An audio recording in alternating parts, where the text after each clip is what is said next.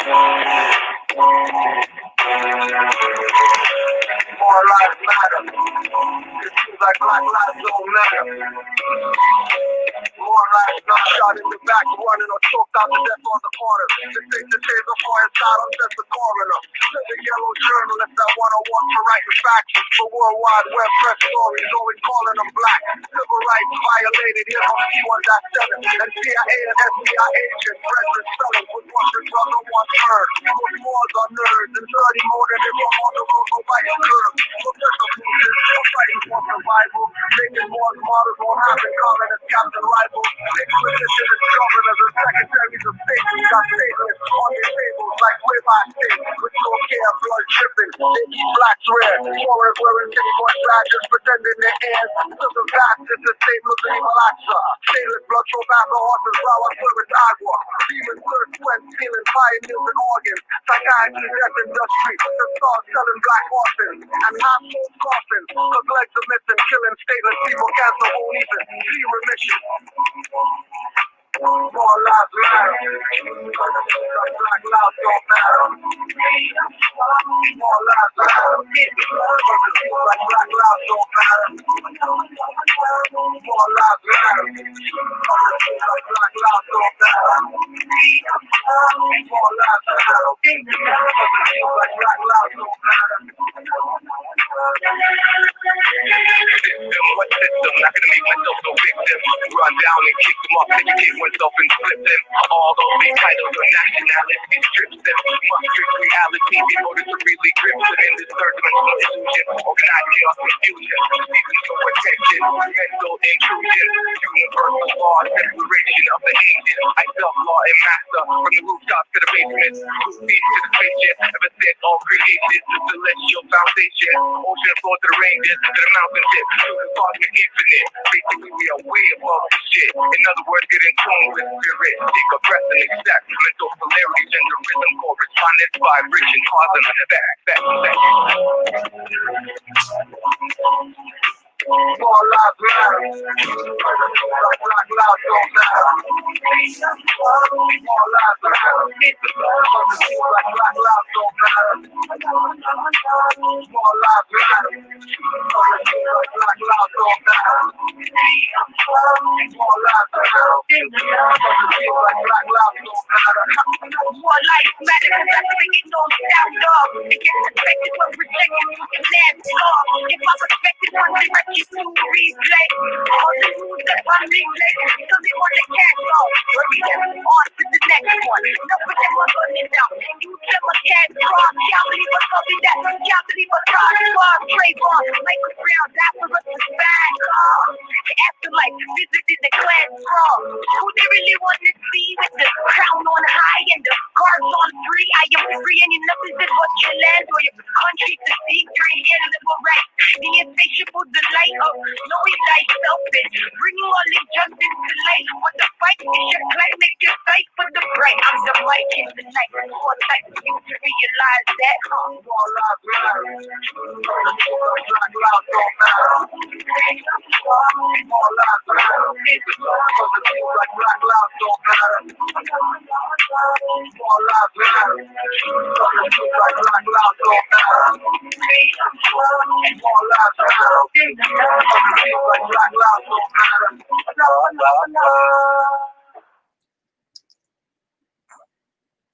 First question I have for you, my sister, is that what are some of the misunderstandings of the Moorish history that our people really need to understand? You are now in the queue. Just go in. It's just so bad. Right. The main thing is people don't know anything about their nationality or birthright. I don't think they are Moor. What is a Moor? You know, that would be the first thing. It's like, what is a Moor? What is, like all this stuff about Moor. I mean, it is the manifestation of the being into the flesh, the being who travels upon the waters of the earth, but first beginning in the waters of the mother's womb. When you look up the word Moor, this doesn't mean a noun. It's actually an action. So it means that we travel upon the 7 stages of development in the waters of the mother's womb. That's Moorish.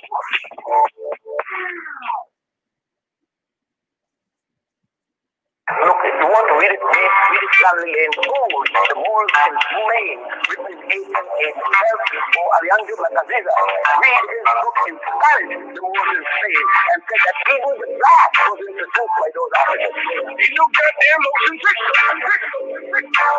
They got me with the gun up. Artifact, so my heart collapse. I be running through the scene like I'm on a lab. The way they left them on the scene, put us on a map. So I be all up on the scene, looking hard for artists on the Morris artifact, like I'm on the mission. See, I be running through the scene like I'm on a mission. The way they left us on the scene, made it hard to miss them. See, I be all up on the scene, looking for my shit like red flags, green dashes, we assassins. Super gold, my men's high like I'm Selassie. To the cold, your men die, we everlasting. In the cold like North Gate, winter, Alaska. Killing the pastor, taking it down my mind like a disaster. Ass within the fastest. If you don't represent the serpentine bloodline, more by bloodline, welcome to the front line. Maybe I want mine. I'm so impatient, I'm cutting up in the lunch line. I call it crunch time. They trying to find some, but I ain't no time. I'm no Charlie, I'm working overtime. Hidden GD, 1787, time 711, higher than 77, steady, no guessing. Better stomach the lesson. Who's be checking the house? I'm on loan like Evan 27. I hit him, make my case, good law, and rep it. I trim it, start to fly, no heads, necklace. I keep a peppermint on the top of the dresser. Working 7 days a gig, looking for the on the board, artifact, like I'm Artemis. See, I be running through the scene like I'm on a mission. When they left up the scene, made it hard to miss them. See, I be all up on the scene, looking for my shit like. Doctrine of discovery from a grave Alaska. I'll always challenge jurisdiction of your captors. Stand on your square. No apron of attractors who manifest deception. Learn not to your factor. Man is man tantra. Know that self mantra. Get out the lower self and vibrate your chakras. Walking on the higher road, my staff on my levels of a line. If my God protected you all with the sevens up. So far the halos, celestial pharaohs. Expose those Socrates and Plato's. They shot down my cherry tree and still couldn't bury me. In their secret lodges, they pretend to be me. Indiana Jones, national treasures, angels and demons, and one world agendas. Razor blade smiles, alien, reptilian, running from the governments with more civilians, invisible wars. Police state has risen, upliftment falling from their mental prison. 5-1 star drawn, protecting wormholes, leads to the hand, the back, the third coast. More artifact, like I'm Artemis. See, I be running through the scene like I'm on a mission. When they left us on the scene, made it hard to miss them. See, I be all up on the scene, looking for my shit like. But remember, when it came a time in 1766, Africans ruled Spain from 1711. We were calling ourselves Moors. S-U-E-R-S-N-M-O-R-S. From 1711 to 1885.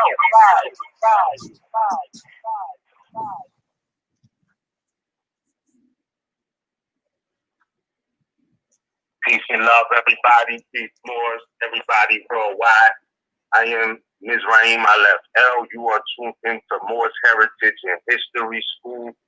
Eyes Wide Open Blog Talk Radio while simultaneously being live streamed with my brethren Kudo on Canaanland Moors page. Islam. Peace, more. What's good with you? You already know. Energy's been popping. Energy's been popping. Energy's been popping. Oh, yes. Yes. Yeah. Always formulating. Right on time. You know what I'm saying? Always. Always. Man, I know it's we say it very often, but once again, we are here on a significant day. We didn't choose the third Thursday like that. It's just something we knew we had to go with. And it's like we always get these really good dates. So today is a new moon, right? We're going into the Equinox, which means equal day and night. So we're going to talk about equality tonight, but also the fact that today is Constitution Day. You know what I'm saying? This was the day it was signed and everything. All the delegates signed it in Philadelphia and whatnot. Shaka Maxim, as Aboriginal Moors call it or whatnot. You know, this is that day. You know what I mean? So we definitely going to keep it divine and national for sure. Because we got to always give acknowledgement to the divine, especially in times like this. Going into a new season, right? New moon. And it's funny because it seemed like the time is flying real fast because I just remember we was like, man, we only 3 months in on this whole COVID life experience type of thing. You know what I mean? And I can't believe we here on the Equinox, and it's about to be 6 months since we've known this type of environment out in the world with all these restrictions and, you know, the whole nine. We all seen it, you know what I'm saying? So that life is like a school, and it's funny because, again, it's all kicked off like right before the vernal equinox or the spring season in North America. And we approaching the fall season within what, like 3 days? Yes, 3 days. Mm-hmm. So 3-4 days at the most or whatnot. So that's 6 months, bro. That's you know, that's the real clocks of destiny. 6 months is a semester, bro. The etymology of semester is 6 months. So even you can see in the schools how they tweak that word and kind of use it for shortened time frames. You know, these cycles of time that they're utilizing is really not giving it its just due. Because, you know, a semester is really 6 months. So in this life or this school, you know what I mean, that we call Earth or planet Earth, I know it's crazy right now, but I can say I learned a lot in these past 6 months, bro. Like, it's been crazy, you know. But like I say, you know, it's still good to be alive. Islam. So, right? One quick one. Yeah. One quick one. One of the Moors sent me a message on Instagram saying that it's so crazy that he was just reading about Constitutional Day, then you said it. So when it's lined up, you know what I mean? When it's lined up, you get verifications. You get confirmations when your stuff is lined up. Right? Oh yeah. That's a fact. You get the confirmations.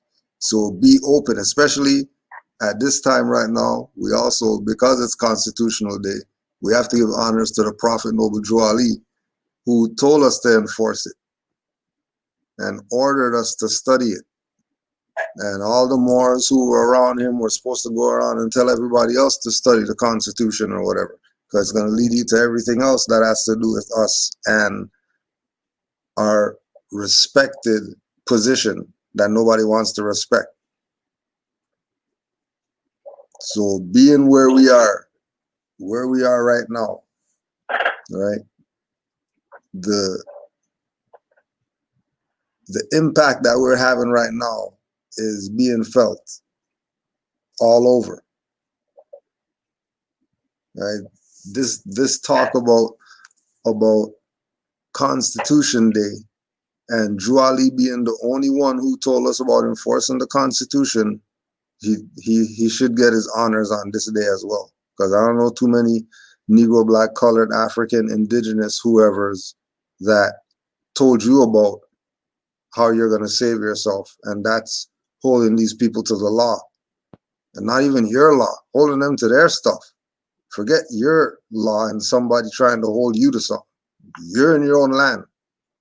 You're not a foreigner here. We're in our own land here.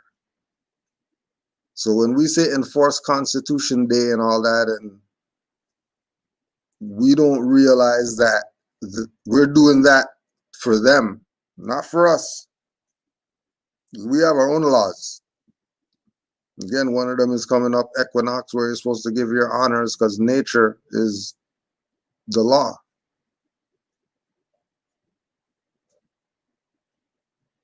But I just wanted to throw that in there because of the more sending me the message.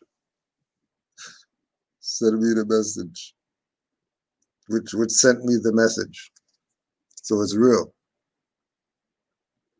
And again, like we were saying, the third Thursday thing, wherever that was manifest from, what was some real stuff right there. That was real with regard to this. Because something with a third Thursday, stuff always happens on a third Thursday. It's crazy. Yeah, that is a fact. and it came to us like that. We really peeped it because like we always be doing them on the third Thursday. Yeah. Granted, sometimes we push back or, you know, have to postpone 1 week or so, but outside of that, you know, and that's how we caught on, like, damn, it definitely is something about this third Thursday. You know what I mean? Definitely. And it's interesting because the jurisprudence and the wisdom in the Constitution, it was for them, no doubt, but the wisdom came from us. Because like I always say, man, I mean, not to bring it to a material plane, but we got to think about this. They did not find gold in North America until 1799. I'm just saying, if that is the case, then who put the gold clause in the Constitution? Because just because they didn't find it until 1799 didn't mean that we didn't know it was here. Right. It just means they didn't find it, and they found it in so-called North Carolina. That's the first gold rush. And then the second one was San Francisco or whatnot, speaking of in North America. So then it's like, okay, then who had the wisdom to put that in the Constitution if it was, you know, ratified, everything, signed, sealed, delivered, 1791. It was official. You know what I mean? We know 1787, 1789, it was a process of things going on. Even starting with 1774, you know, everything was a process all the way up to now. So, before we get into that, right, I just want to take a moment, right, because Noble Drew Ali definitely mentioned about the authority coming from the Great Quran of Muhammad, or Holy Quran of Mecca, etc., etc. So this is what he says, right? But because it's a new moon, I just want to quote this from out of the Holy Quran, the Great Quran of Muhammad, right? Surah 2 Al-Baqarah, which means, you know, this is the chapter of the cow. It means the cow, right? Surah 2, number 189. It says, if they ask you concerning the new moons, this is the one translated by Yusuf Ali, you know, but it says, if they ask you concerning the new moons, say they are but signs to mark fixed periods of time in the affairs of men and for pilgrimage. Before I go on though, every time I see that or read that, it reminds me of what Noble Drew Ali was saying, right? As far as take your place amongst the affairs of men. To me, this always correlates why this is divine and national. Because if the same book that he's saying the authority is derived from, right, for the MSP of A at minimum, let's just say that, all right, then you have to get back to natural law, not just no artificial law and what type of citizen. This man said this is where the authority is derived from. So it says if they ask you concerning the new moon, say they are but signs to mark fixed periods of time in the affairs of men. And again, that's just a portion of Surah 2, number 189, Al-Baqarah. So I'm looking at that and I'm like, okay, we have to know astrology. We have to know astronomy. We got to be up on the cosmology, right? Because everything is done according to moon cycles, really. You know, that is a part of the ancient universal culture. Definitely nothing foreign to Moors, you know, or our ancestors as far back as you want to go to antiquity. The ancients of that time, you know, the moon was and still is a very big thing. It's a very big deal. So you see this on flags, especially in the East. You definitely see those on there. These are marking the affairs of men, I would say. And then we have to know how to utilize that science in a sense on this 3D plane. So yeah, I just wanted to make that correlation while we're on a new moon today, you know, and this is just some of the references that, you know, we were pointed to when we give Noble Drew his props. It's always on a divine and national level. Mm-hmm. Just like he told us about the Constitution, and he told us about taking our place amongst the affairs of men, right? And this is one of the greatest affairs of men or people ever known on the planet, was the formation of the Constitution. That is still valid today, fam. Like, it's still running. Besides the Treaty of Peace and Friendship with Morocco and the United States, that is the oldest treaty still operative on the planet today. Like, the only one still in effect. I'm not saying they don't violate it. I'm just saying, you know, all of these things. Because while we're speaking about the Constitution as of lately, it seems as if there's another campaign trying to say, well, it's not about the Constitution, it's about the treaty, and, you know, and I get that, but this is holding them to the laws that they took an oath to, in a sense, because exactly. the treaty is protected by the Constitution. It's in there. Article 3 and Article 6, you know, all engagements, treaties, contracts entered into before the adoption of the Constitution shall be binding against the United States. So, you know, before the adoption of the Constitution, you know what I mean? Like, they were still valid, and the treaty definitely came before the Constitution, you know? So, I don't know. I'm just saying, it's still valid. Whether they break the law or not, that's the other side of the argument. You know what I'm saying? But I'm just saying, in law, it's still valid. You know what I mean? To this day. So, you know, big acknowledgement to Moors and, you know, those who know. But this is, I mean, the Constitution it is a powerful document. I can say that. You know just, what I mean? I know some people feel like, no, before we go, yeah, before we go on to the Constitution, just I wanted to backpedal to when you were talking about the moon, and just put out the metaphysical dictionary definition of moon. Personal intelligence. Oh yeah, let's go. Personal intelligence, the intellect. Its light is supplied by the sun, symbol of spiritual intelligence. This influx of spiritual intelligence has regular periods of flooding the consciousness, and there is a definite relation between the body consciousness and the moon.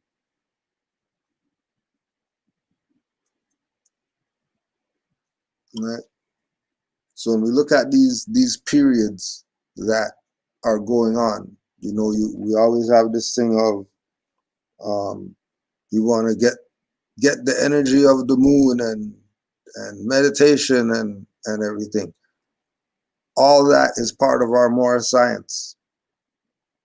And if we're looking at the metaphysical definition of moon, and there's no definition of it, like etymological definition of it, like every other word in here, how come this word doesn't have a mundane meaning?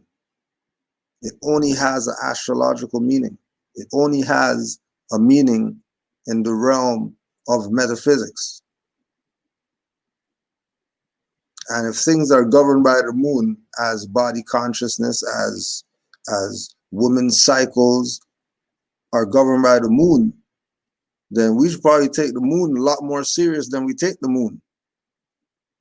And if we have to take that serious, then we have to take all the planets and all that serious. Now, it doesn't matter whether they're flat, whether they're square, whether they're oblong shape, it's still serving the same purpose. Astrology is where we have to go if we're really going to figure some things out. Because you're not going to figure out the mundane before, you're not going to figure out the national before the divine. That's not the order of operations. Divine's first for a reason. So you're going to know astrology and all the metaphysical side of this before you even think about nationality card or whatever. Before you even think about papers, before you even think about constitution, you better have your divine stuff in check, because you're not going to be enforcing constitution on anybody if your constitution is out of whack. If you haven't realized the definite relationship between the body consciousness and the moon, you're probably already off. Think about people that say that, oh yeah, I want to get a nationality, they go get a card or whatever. They go get some papers. Because and they think that there's no connection between those papers and them. They think the papers are just to show or whatever. They don't know, for example, Moors who got judicial proclamation and read that 50 times before they even printed it out, much less put name on it and go get witnesses and seals and all that. 50 times read it. Because this is divine before it's national for a reason. It's so that you can have a direct connection to yourself through the body consciousness,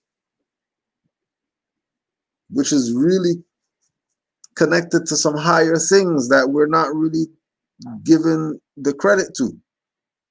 Like if the sun is spiritual intelligence,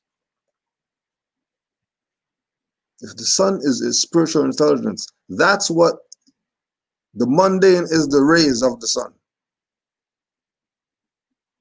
The metaphysics it's actually spiritual intelligence, not rays of heat that you feel coming from it and all that. That's not what it's really what's happening behind the scenes.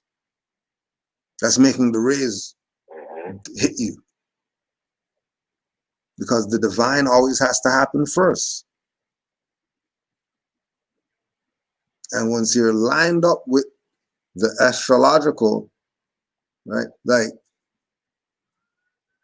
me personally, astrology is extremely complicated subject matter that I'm gonna go talk to some of the witchers or whatever like that and let them read the stuff, because it's absolutely insane. And then we're not even dealing with other cultures' astrology. We're just dealing with what we know. We're not even going into Vedic, or we're not even going into some type of ancient, more ancient than what we have right now.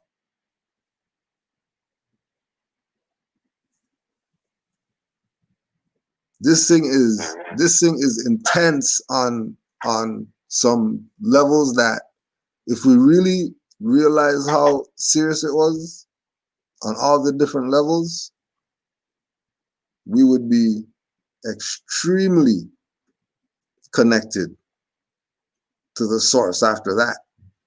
Because you couldn't doubt it. People still have doubt and don't really deal with it as you know what I mean, as what it is. Like, this is really a science to help you save yourself for real, for real. Forget what people think and all that. You yourself, in those charts and all these different aspects of astrology, will give you answers that you didn't even think there were answers to. Just from being in tune with that on that level. Like we're not even at the day yet, and we're giving honor. We're calling the energy of the equinox on a full moon before the equinox even is here yet. But you have to build momentum if you're gonna activate the energy.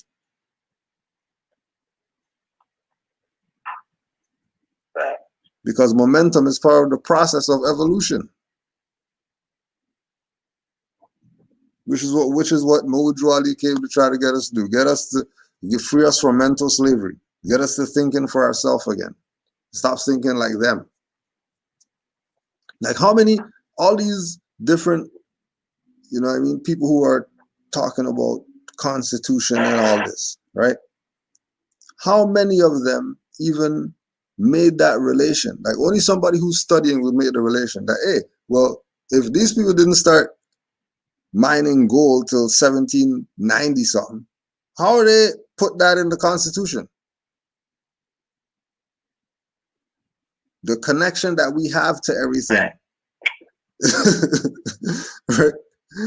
You're not hearing that. You're not hearing it like that from that perspective from anybody who's telling you about Constitution. You're hearing from the perspective of always the European being the one who has some type of superior position because of something. When they're a foreigner here, they don't have authority like that. And again, when we look at it, we're the divine and then they're the mundane. Divine's always first. Everything they have is because of us. Everything they're gonna have is because of us. But how much of it are we volunteering away, and how much of it are we keeping to self? Is going to determine exactly what we're going to talk about. Why some people are equal, and then some people get treated like BS, and no matter what they do, they get treated like BS, and they don't want to realize that divine's first. You're playing around. You think, you know, open it to Psalms and say Psalms and all that stuff is divine. That's not divine. Even money changers has a metaphysical meaning.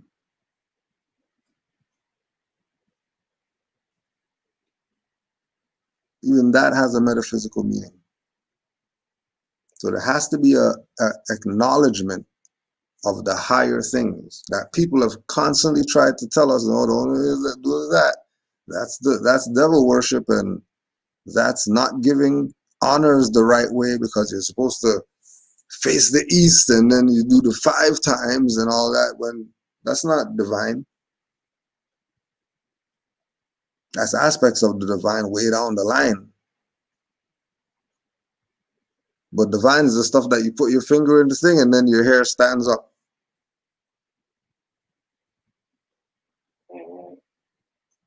Being connected to it. And the only way you're going to connect to it is by having the knowledge of how powerful it is. And then recognizing, like me and Miz were talking about earlier, that, you know, the lessons tell you, if you see man, that's Allah you're looking at. That's not man you're looking at. If I look over there and see man, that's Allah I'm looking at. Not looking at the body.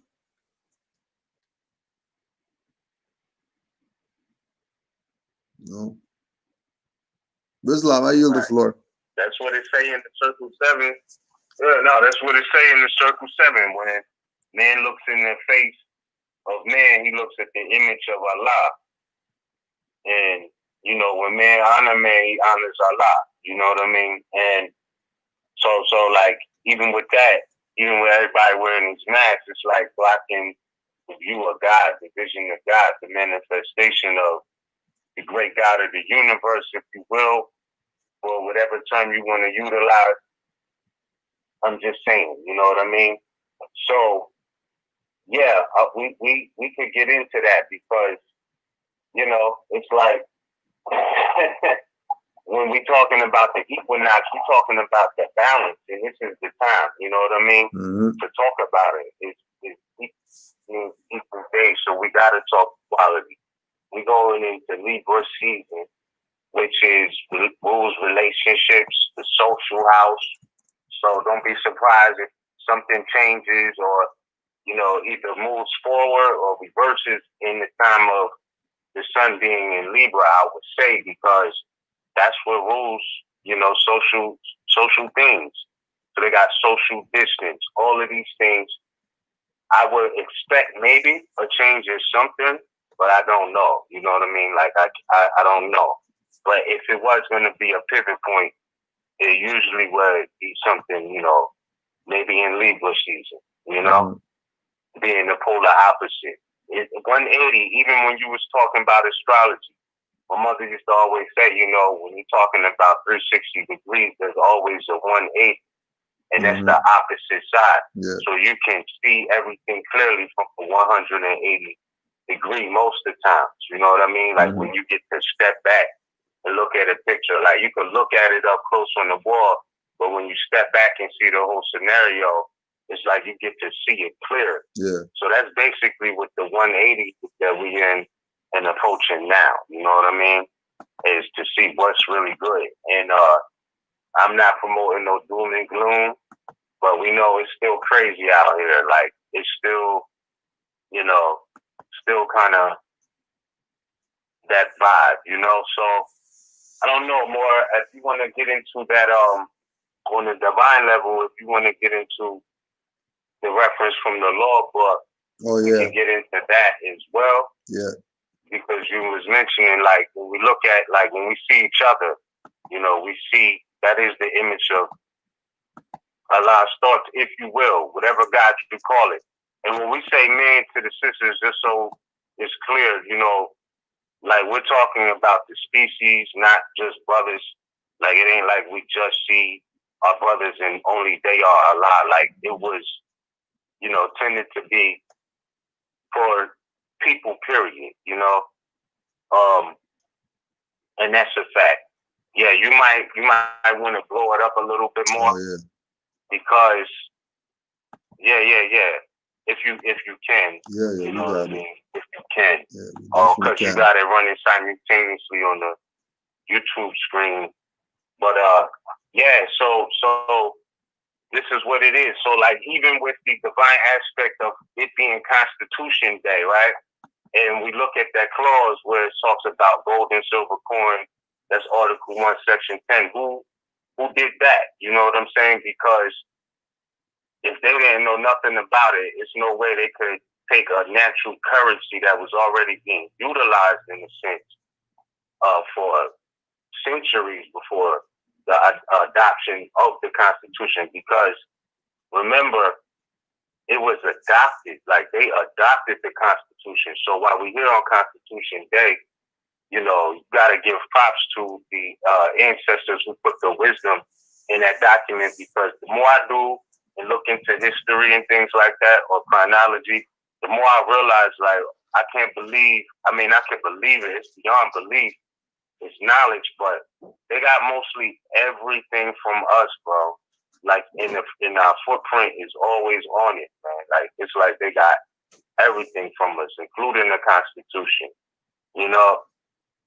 So, yeah, I know I spoke about this before, but while we're here on the equinox, just to put it in perspective, because the question I have for myself is, you know, I know inferior is the worst thing to be, and there's something called constitutional psychopathic inferiority. Y'all can look that up too, and I know a lot of Moors already know.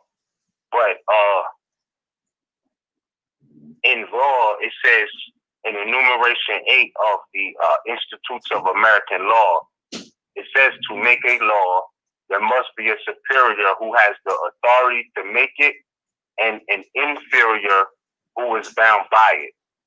So it's like, okay, for a law to exist, there has to be a superior and an inferior.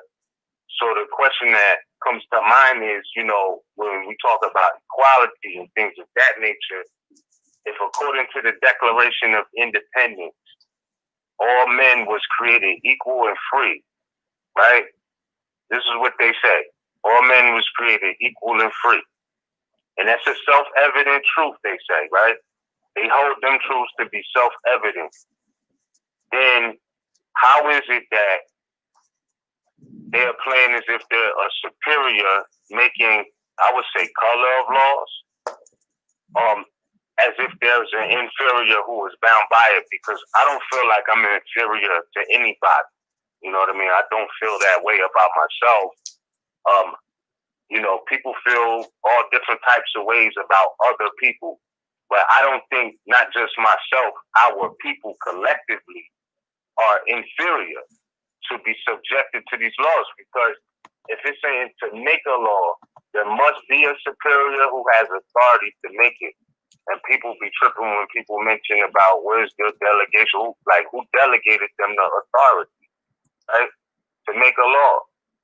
And then have an inferior who is bound by it. It doesn't, I don't know, that just always still seemed like a master-servant relationship, like a slave/owner relationship. You know what I mean? Mm-hmm. Now, I would say common sense, jurisprudence, law of nations, natural law, among many other studies of law and wisdom of legalese and everything, you know, that's to be considered. But I still just don't feel like we're inferior, fam. Like I don't have nothing showing me that, you know. I don't feel like that. So it says to complete the definition of law, you must say that it is a rule prescribed by a lawful superior. So again, you know, it's like they didn't have this thing with the Constitution. I mean, they had the Constitution that had the gold clause in it, but they didn't know that gold existed. So who was that superior in that situation? You know what I mean? If the Aboriginal people already knew, you know? Mm-hmm. And that's just what I wanted to say on the subject of equality. It's like, if we're equal, there is no superior to have authority to make a law, nor inferior who is bound by it. That's how I feel about it, bro. And then again, the importance of, you know what I mean? The importance of enforcing the Constitution so that equality could exist, right? Yeah. You know, the equality that we're looking for could exist. Are we acting as equals to others, or are we acting as subordinates? So if be a Moor means go to the court and fill out a paper to be a Moor, you're probably not equal. If somebody's going to sell you, if somebody's going to sell you a spot on the colonizers' do not detain list or whatever, you're probably not equal. If you're going to go to the colonizer, pay them to file a paper called UCC1 or whatever, IRS, whatever, and then they accept it, and then you leave with it like, yeah, we got them on the ropes or whatever. No, you don't. You're inferior. You're not equal. The equal would be meeting with the head guy, not talking to cashiers about there's hair in the food. The equal is you violate, you get sued.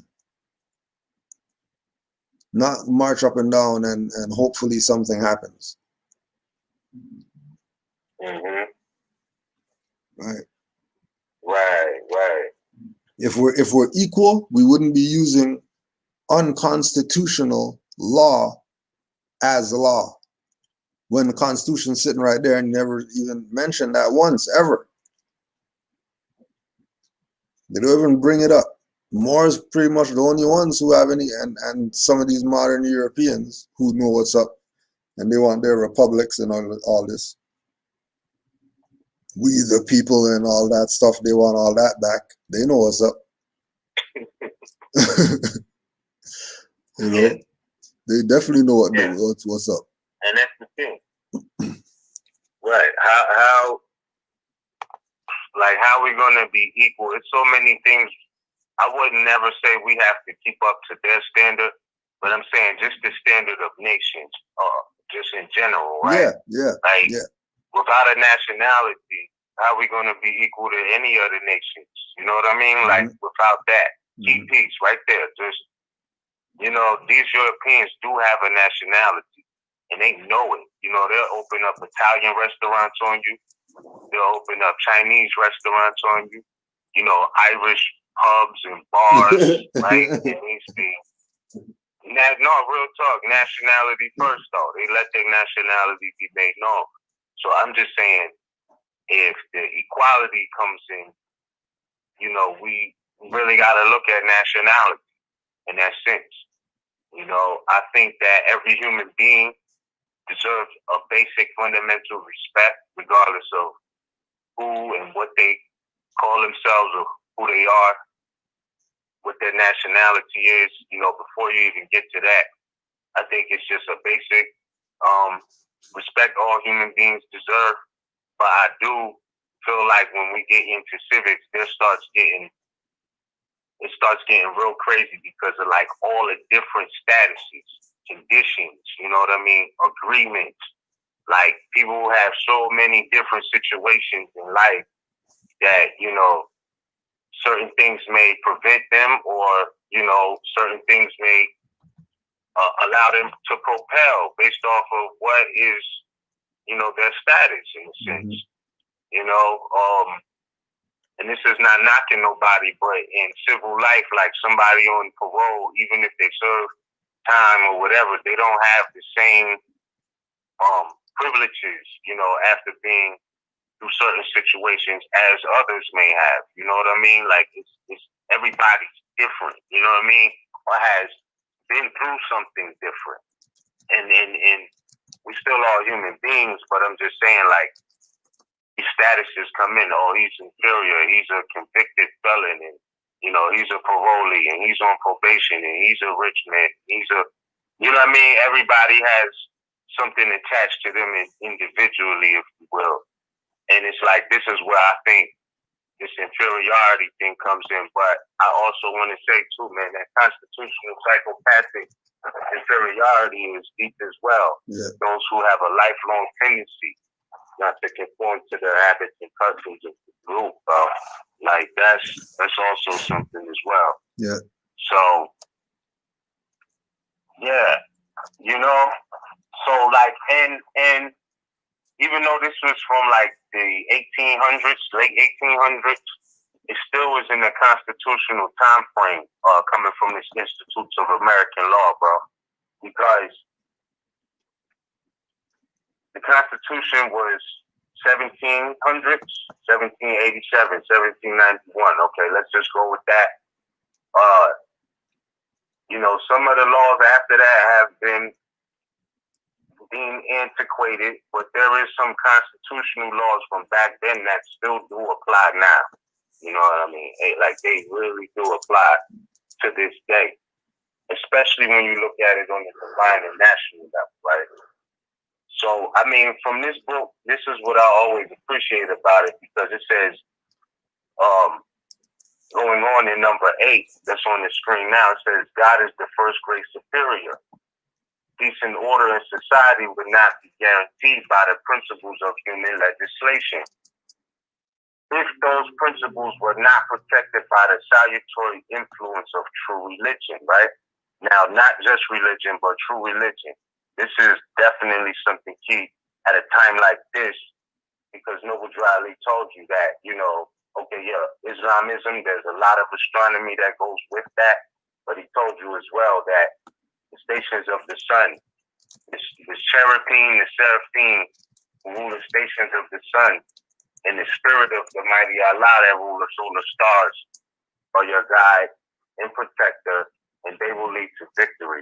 So I would say that the victory, I would say, would be for the masses, because the universe is so vast.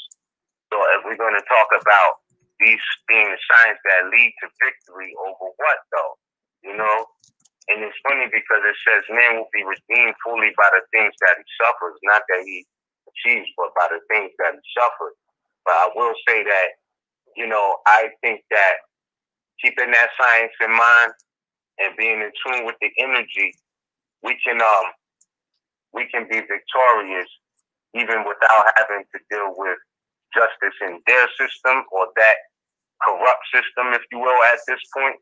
It's rotted, it's rotten in a sense. And start dealing with the divine, you know, because like we going into Libra season. That is the skills, that is the symbol of justice.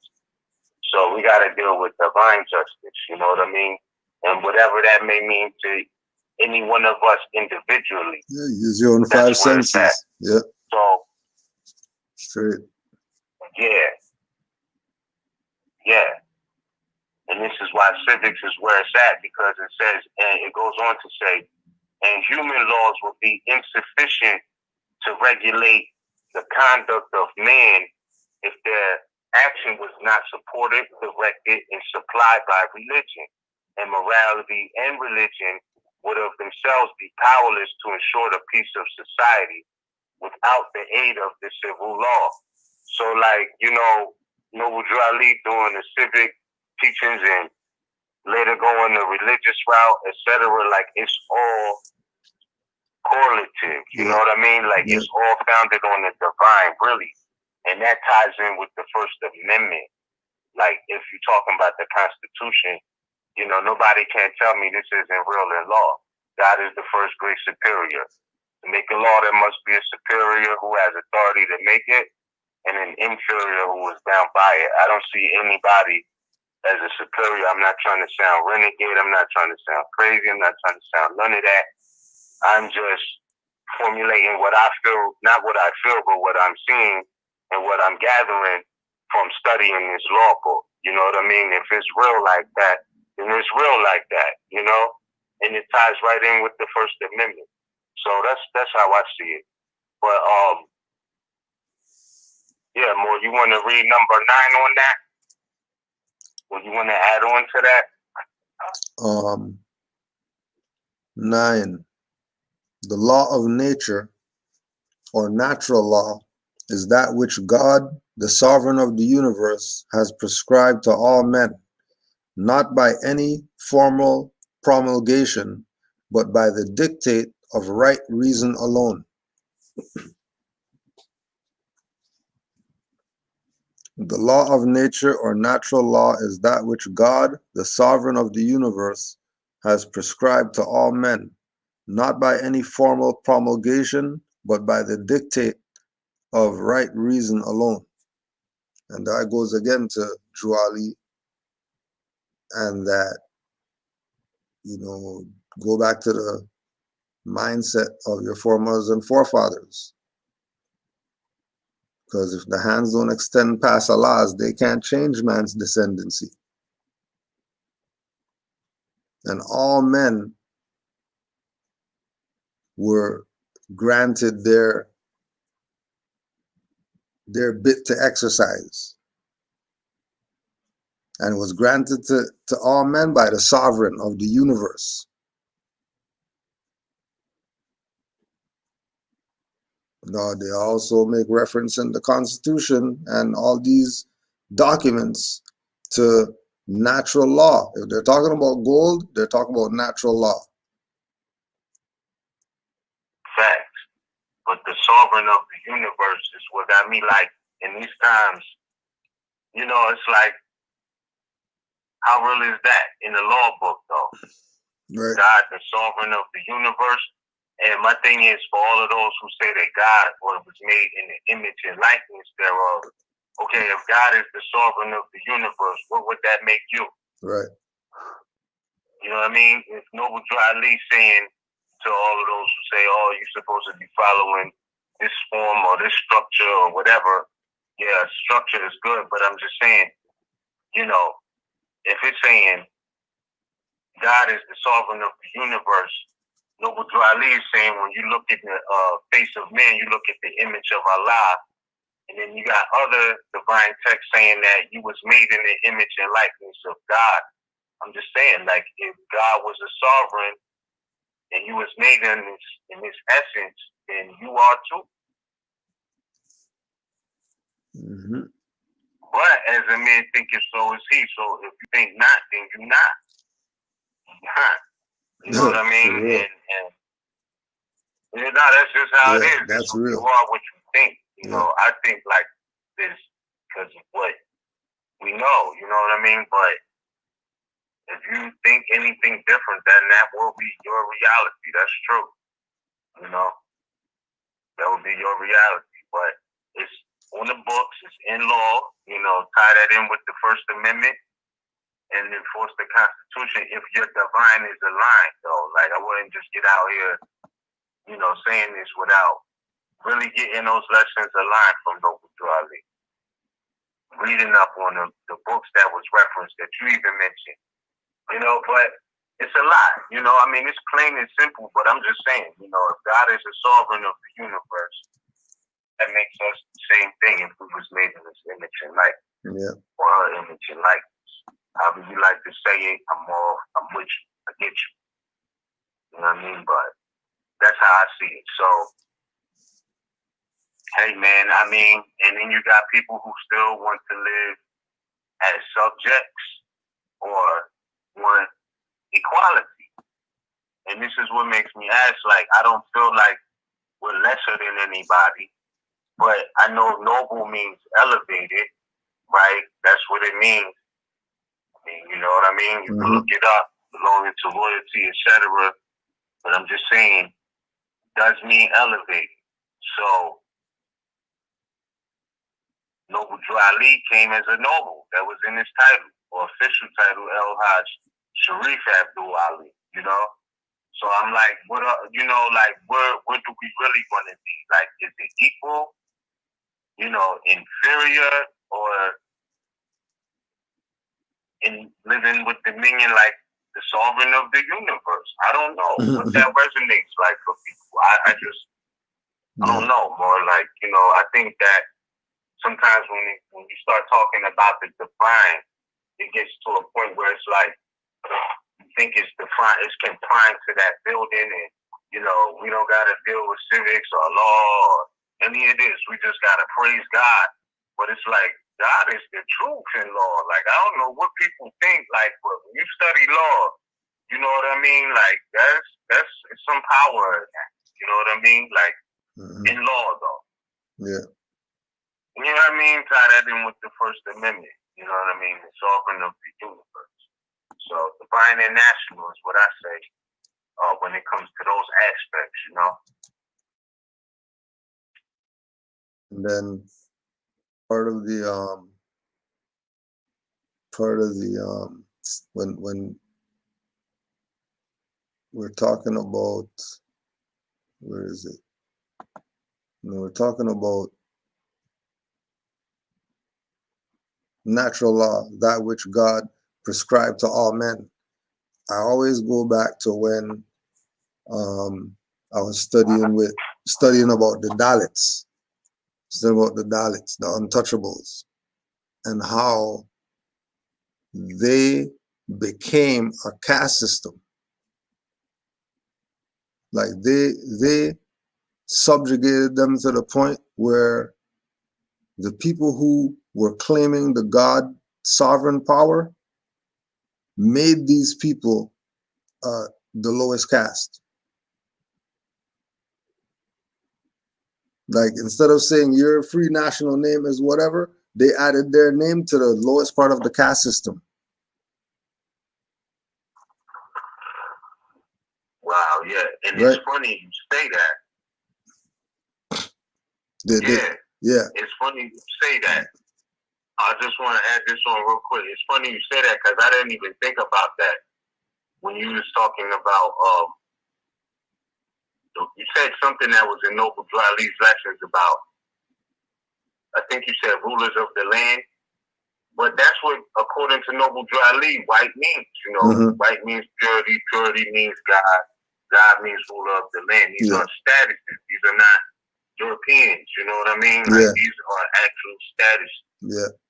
Yeah. Before I was just to the point of God being the truth and law. Yeah. You know what I mean? Like, that's real deal. Like, facts. Because every time I what happened? They put their names on them. Yeah, they took their name and made their name the lowest caste because of, you know, the whole subjugation.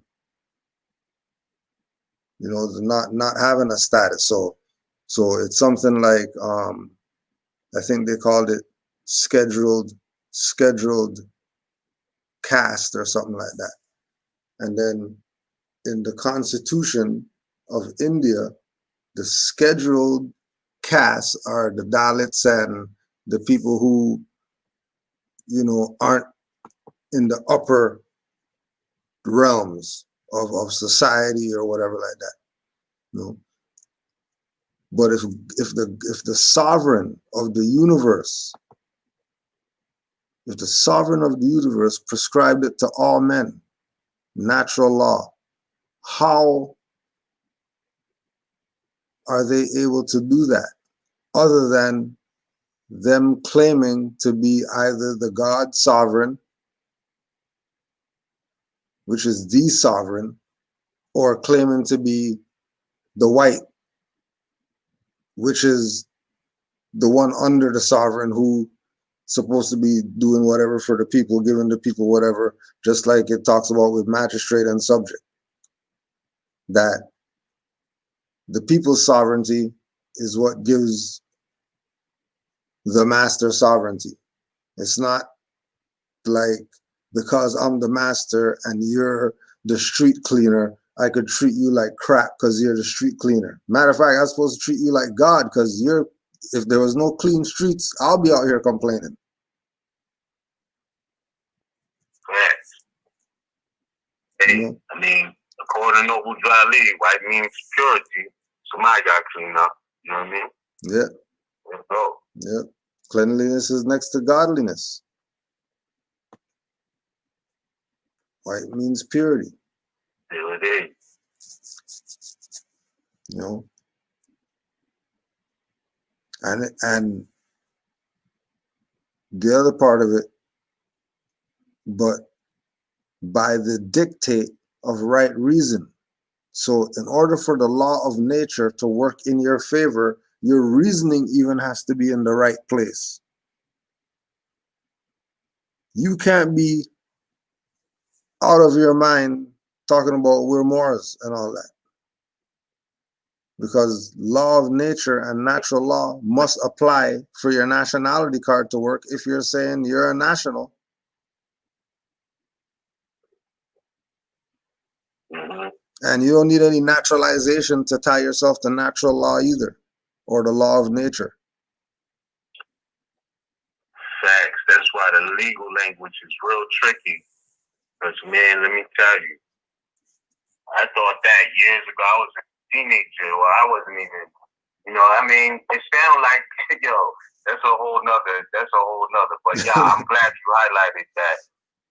You do not have to naturalize to apply natural law, right? And even when you look up the definition of naturalization, it talks about it's an act that has to be done by a sovereign, right? So, you know, these Europeans have come out with these false citizenship labels about any, you know, sovereign citizen and all of that, and it's like, nah, fam. Like, if anybody is trying to exercise sovereignty and be a citizen, it's them. You know what I mean? As far as abuse of power, feeling like, you know, the government and laws don't apply. It's them, man. Yeah. Like, because they be violent. Violent. You know what I mean? And then blank act like sovereignty is the problem. So we gotta blur that word. You know what I mean? Yeah. They're tapping into the gospel. Oh no, you know they don't want that. You know what I mean? Like they don't want that. So let's. You know how they did it? You know what I'm saying? Let me it up. I'm just saying. Noble Drew Ali mentioned this word in his lessons, and I believe that lawfully, legally, if we really going to be free, it has to be on the divine and national level. And you got to know the aspects of God in law, though. In law, though. You know what I mean? Not what temple you go to, what invisible person you believe in. We're talking about divine and national in law. So, yeah, you know, understand what naturalization and all of that applies to. That doesn't apply to your birthright. Your birthright is natural. Yeah. When you was born, you was natural. You don't have to naturalize. Your mother made you natural in the womb. Like, that's what the process was. It was a natural happiness. So that's the only way, you know, for an indigenous person born in their domicile or their homeland or wherever they was born, you know, the birthright is natural in a sense. But to naturalize would mean you have to have went to a sovereign and submitted to the jurisdiction of whatever they doing. You know what I mean? Mm-hmm. Or had you agreed to. I don't know. But I know we need to be on this divine and national law, you know? Because that's I mean, for me, it's like, that's it. Like, that's the end of any, that's it right there. Yeah. You know what I mean? And this is saying this after it mentions that to even make a law, there has to be a superior who has the authority to make it, and an inferior that is bound by it, right? They have to have that authority. But then it goes on to say God is the first great superior. So in that sense, I'm not trying to Kanye West y'all. I'm not trying to pulpit none of that. I'm talking in law. You know, it's a touchy subject to some, but to those that know, you know what I mean? That this is it has lawful legal ramifications that still are tied into the Constitution via the First Amendment, you know? And it's like, to really get there, both pillars have to be what you build your temple, your foundation on. Exactly. Divine and national. Exactly. It's not like it's just, it's not like one without the other. You know what I'm saying? Mm-hmm. You need all of that, I would say. And it wouldn't hurt to know, you know? Right, yeah. So that's this is why you get into those mindsets. That's why it's so good. Again, No, I'm saying that's why it's so good, because, you know, you think you might not need to know it just because it's not at the time subject matter to talk about. You know what I mean? And end up missing it, end up not being connected to it, because you thought that this comes from something other than yourself going through it. You know what you need to know and what you might not need to know yet, but trust me, you're eventually going to need to know it. So you might as well get it all in you right now. Yeah. Right. Yeah. You know, we ain't got a lot of time. You know what I mean? I'm not putting no time limit on it. We know it's an illusion, but you know, I mean, we all seen how things have changed. So as much information that we could give now, I feel like it is what it is. Yeah. Some information, you know, it's just a lot, but some of the things we need to know, because we definitely on God time right now. I mean, we talking about being here on a new moon on Constitution Day, right? And remind you to this day, they still got the motto "In God We Trust" and all of these things. Yeah. You know, the First Amendment is first for a reason. You know, so without having no connection to the divine, you're basically walking around like a disembodied shell. You know, and that may be considered a lowly state. You know, and I'm not judging anybody. I'm just saying that that's what it's like. You know what I mean? Like, it's like it's crazy. Like, you gotta be connected, man. I can't explain it. It's a conflict that can't be told in words.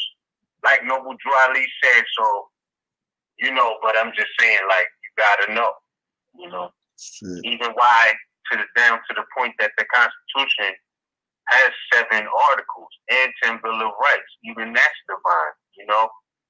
So and then even when we talk the math or the God numbers, if we're talking about God, you know, the fact that we in a time like this, September so-called, that even because the language don't lie, you know what I mean? The language does not lie. September means 7, You know what I mean? Yeah. So September means 7th, October, you know what I mean? Like means 8, Yeah. November is 9, December is 10. Like the language doesn't lie about what the mathematical time frame is, because we're in the 7th house. Technically, if we're going by the stations of the sun, which Noble Dry Lee told us this is what will lead to victory. How are we going to make that work? I can't answer that question. You know what I'm saying? I think it's an inside job for every individual, every one of us, but it has to be something more divine. You know what I mean? It's this earthly thing is getting real crazy. Yeah. It can't be the earthy stuff. No way. You know? Can't be.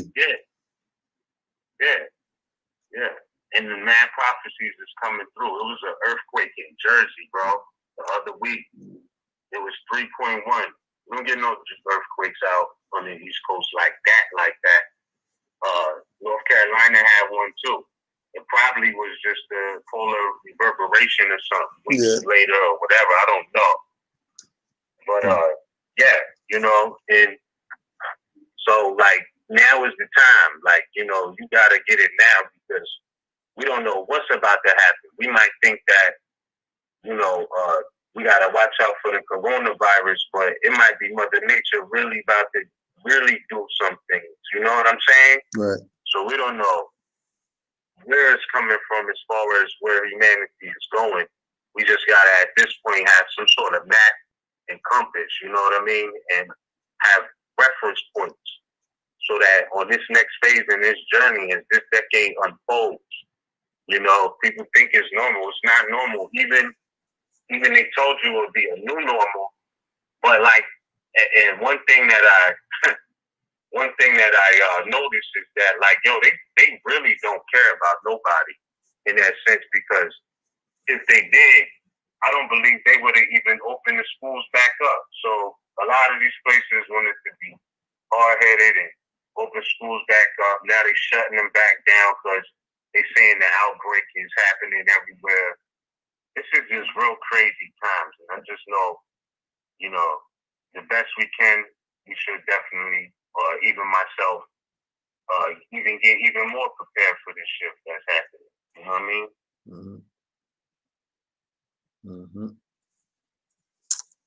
Because it is divine and national.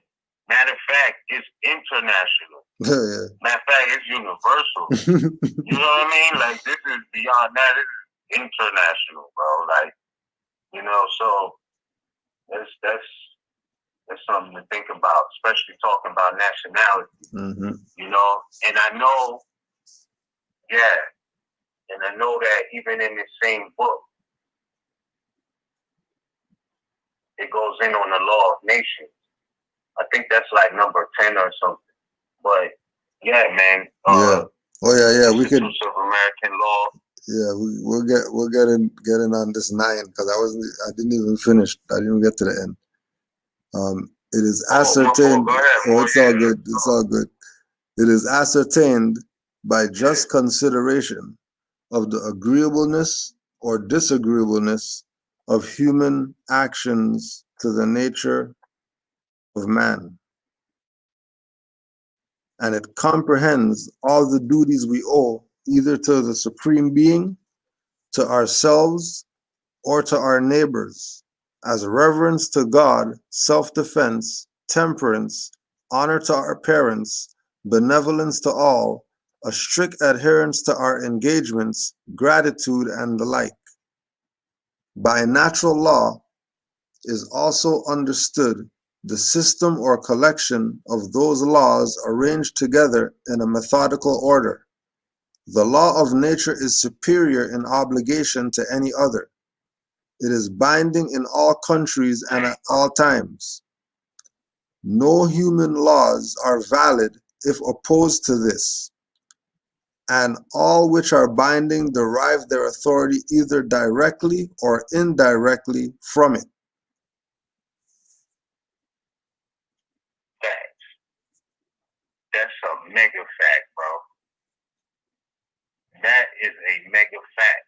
the law of nature is superior in obligation to any other. So even in a time like this, right? And then before we even get into that, like even at the top, it says it comprehends all the duties we owe either to the supreme being, to ourselves, or to our neighbors, as reverence to God, self-defense, bro. Like temperance, honor to our parents. This is something Noble Dryly said. You know what I mean? And some way or another, everybody went through a rebellion stage. Some people don't honor because they don't even know what their nationality is. You know what I'm saying? So their foremothers and forefathers and parents. You know what I mean? Even in the Biblios Heliotext, it tells you this. You know, honor thy parents, so that your days may be lengthened on the earth plane. Yeah. Yeah. Everything's been laid out. This is natural law, though. Yeah. Yeah. This is all natural law, man.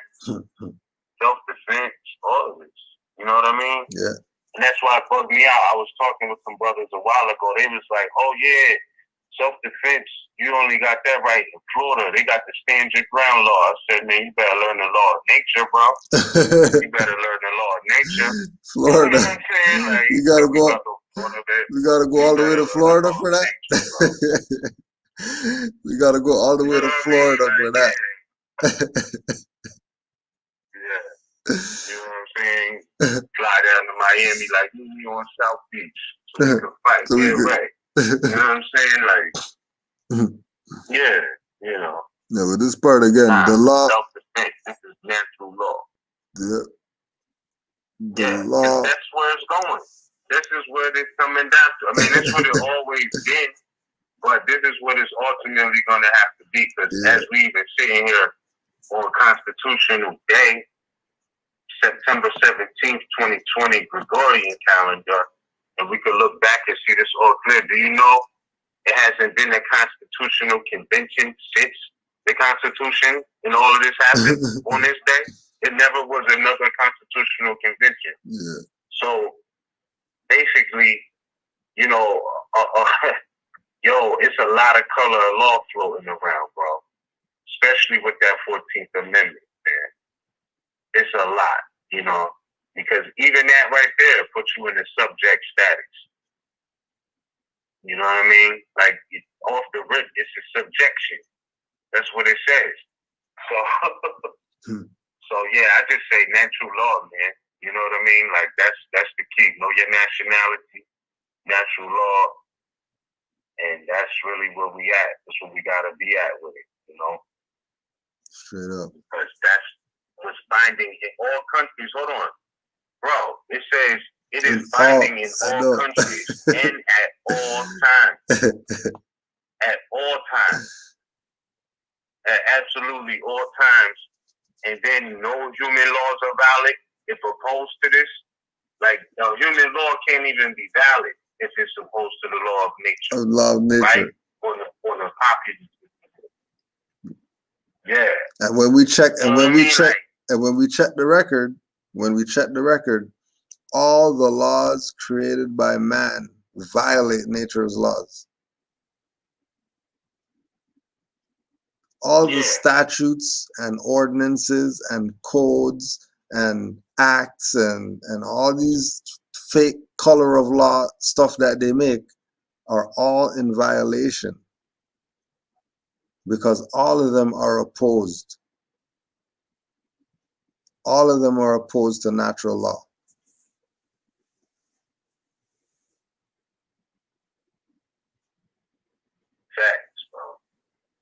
Right? How are laws gonna oppose? Just like it's saying, no human laws are valid if opposed to this, and all which are binding derive their authority either directly or indirectly from it.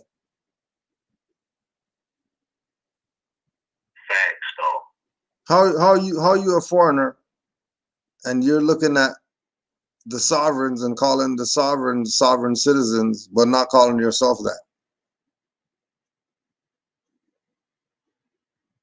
which would cancel it out, because you can't be talking BS about us that we're sovereign citizens, and then you're saying that you're sovereign citizens by the side. Just like you can't say, you know, Assalamu alaikum and all that stuff, and then you're going into the lodge to wear fezzes and stuff like that, which you should just be doing out here anyways, as Moors.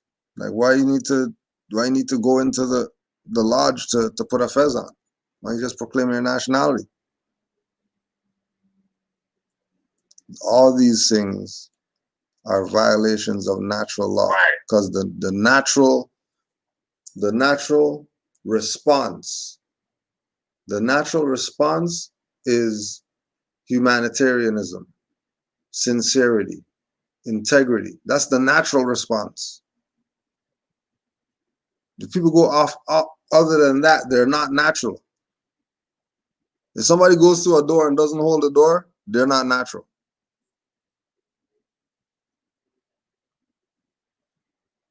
Because you're negligent if you're just, you know, don't look both ways. We're just gonna cross the street because we can, because we got sovereignty.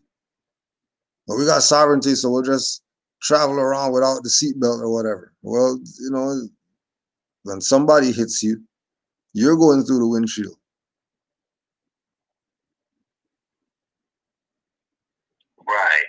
Right. Like, it ain't that you're violating natural's law. Because again, it was, where did it say? Was it in this that it was talking about? Hold on, let's go back up here.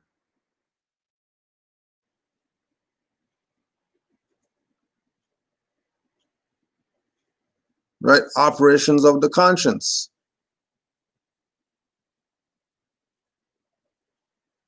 Moral obligations.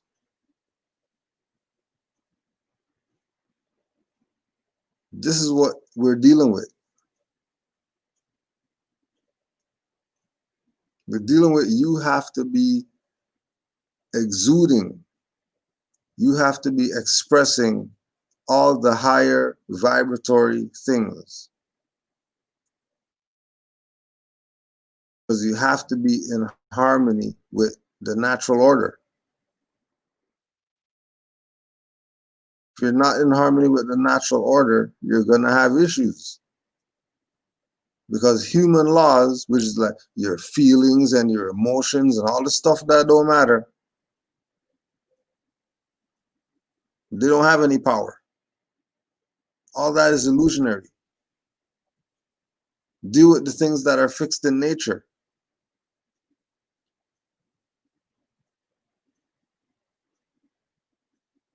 Right? Nature beats to its own drum. You're gonna try to get the beans to grow a certain way, and the beans gonna do their own stuff. I don't care what you're trying to do. Like, what are you trying to do? The hedge doesn't care what you're trying to do. It's gonna grow, and you're gonna have to bring out your little shears, and you're gonna have to do your fading the stuff. You're gonna have to trim.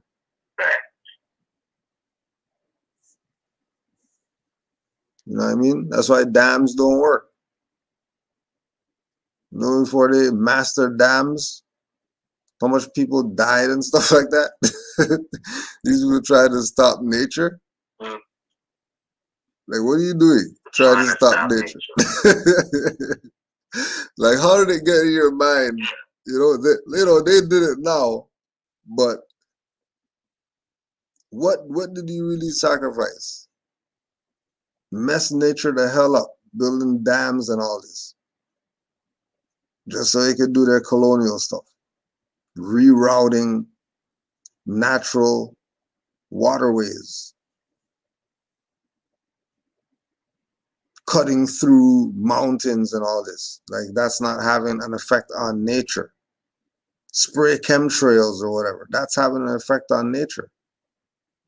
You want to know why we never had a tornado here ever before? Yeah, it probably means that your stuff is messed up. You need to check yourself. You fascinated. We're fascinated that we got fire and brimstone. Say that again, what? More. No, go ahead. Say that again. I said that. No, I said that goes right back to the astrology and even where we at today. Yeah. With the new moon, this is natural law, right?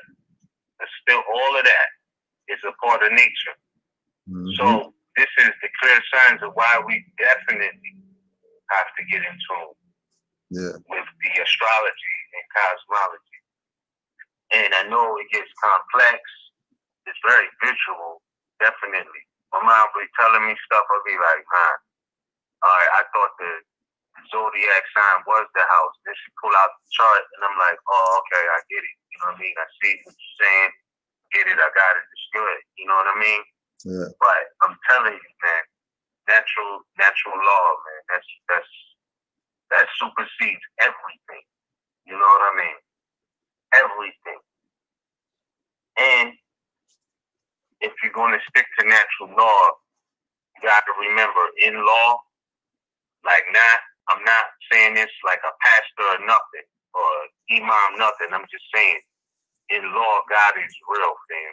Like, I really mean that. I'm not trying to tell anybody they should be believers or not, but I'm just saying, you know, that's the real deal, you know.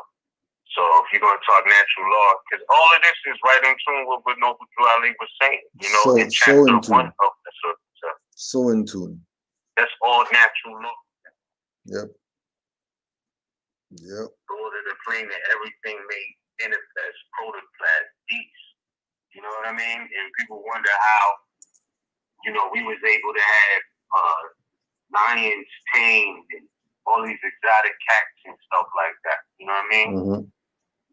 People was in tune with nature, you know? And that's just that simple, bro. On mad different levels, man. Yeah. And you know, that just has mad levels to it. Like that's the secrets of the universe, is the law of nature, man. Nature itself. And the fact that it says it's binding in all countries at all times, we should always know where they can suspend it. You know what I mean? Yeah. But yeah, more, I yield back to you, bro. That's long. No doubt. 10. The law of nations is a system of rules deducible by human reason from the immutable principles of natural justice and established by universal consent among the civilized nations of the earth, in order to decide all disputes and to ensure the observance of good faith and justice in that intercourse which must frequently occur between them. Or it depends upon mutual compacts, treaties, leagues, and agreements between separate, free, and independent communities. Right? So after you realize what natural law is, you realize that applies to all nations, just like it was saying. Binding in all countries at all times. And then when we talk about law of nations, again, going back to Noble Drew Ali, and when he was talking about all the different nations that were supporting the Moorish movement and what he was doing. Because they recognized that he stood for the immutable principles of natural justice. Right? And he was presenting to the Moors, the already established concepts by universal consent that everybody has a nationality. Nationality is the order of the day. You have a flag, you have a constitution, you have a national headwear, you have a national button, you have a national this, national women's league of whatever, national. What was he doing? Tying us back again to what it is we stepped away from. Because again, we had mental slavery, so we're interested in natural law, natural justice. If these people were out here screaming natural justice, no rights, no natural justice, they might get somewhere. Justice doesn't stand alone. You guys better out there yelling no ma'at to get some justice if you want justice. They're just saying no justice just because you want to say that, because you're in your emotionalism, right? Again, dealing with the human laws, right? The feelings and the emotions and the racism and getting mad at everything because you can't figure this stuff out yet and it should be figured out, but you can't figure it out because you don't want to hear what the Moors are saying, because Moors are telling you read. And stop waiting on these people to do something for you. Do it for yourself. You waiting for them. Right? The laws of nation is a system of rules. It's something already in place. All you gotta do is just be a nation, and then now the system of rules applies to you.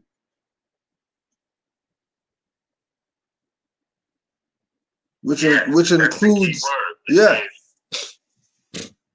Go ahead, Mark. It says established by universal consent among the civilized nations of the earth. I mean, because it rings a lot of noble duality bells to me, bro. And not just because, but like real talk, it really does, bro. Yeah. Among the civilized nations of the earth. Come link yourself back with the family of nations and all of that. How are we going to do that with no respect to natural law, right? So, like, I would just assume, not assume, but seem real evident, you know, deducible by human reason from the immutable, that means unchangeable, principles of natural justice, and established by universal consent among the civilized nations of the earth, which goes back to the fact that it said in the Declaration of Independence that all men are created equal and free, and then that nobody can be justly governed without consent, right? The government, it says, excuse me, all governments derive their authority from the consent of the governed, right? Meaning you have to consent. You have to consent to be an inferior or subject or citizen or whatever. But outside of that, you know, natural law, natural justice, I do know that it's a real thing. And that's just what it is. But I highly don't agree with the concept of the color of a law, the color of authority they're exercising, as if they're making laws everybody is bound to, when clearly there has to be an inferior and a superior to make a law. So I don't see anybody like that. You know what I mean? I just don't. Like, I don't see none of that, you know, to me, you know. So, I mean, when we're talking nationality and declaring our nationality, you know, I know it's not the silver bullet. It's not the it's not like a magic wand, but according to the civilized nations of the earth, right, your nationality does mean a lot. It means everything. Like you're once you declare your nationality, proclaim your nationality, you know, now you're talking about dealing with international law, natural justice, you know what I mean, that principles that are universal and accepted all over the world for people to decide all disputes and ensure the observance of good faith and justice in the intercourse, which must frequently occur between them. I just feel like, you know, you can't even get to that without talking nationality. But I wanted to say this too, from what you read. It says it depends upon mutual compacts, treaties, leagues, and agreements between separate, free, and independent communities. I wanted to emphasize the fact that it says separate, bro. You know what I'm saying? Like, I'm not trying to be radical or whatever they want to call it. That's not. I'm just analyzing the facts. And when you look back at history, a lot more people were thriving in the sense of being in their own separate jurisdiction. Yeah. I would say that, but still being free and independent communities, like it says, you know, free and independent communities. So, you know, I know that that has many layers to it. We could talk about a whole lot when it comes to that, you know, how we're going to get running water, all of those things, you know. But nonetheless, natural law still doesn't change no matter what the situation is, and that's just it. So, you know. But yeah, More, you want to get into the rest of that? Yeah. The law of nations is jus gentium, has of late years been called international law. And so international law is really the law of nations. As soon as you see international law, they're actually talking about the law of nations. They're not talking about international law. Right? Nations with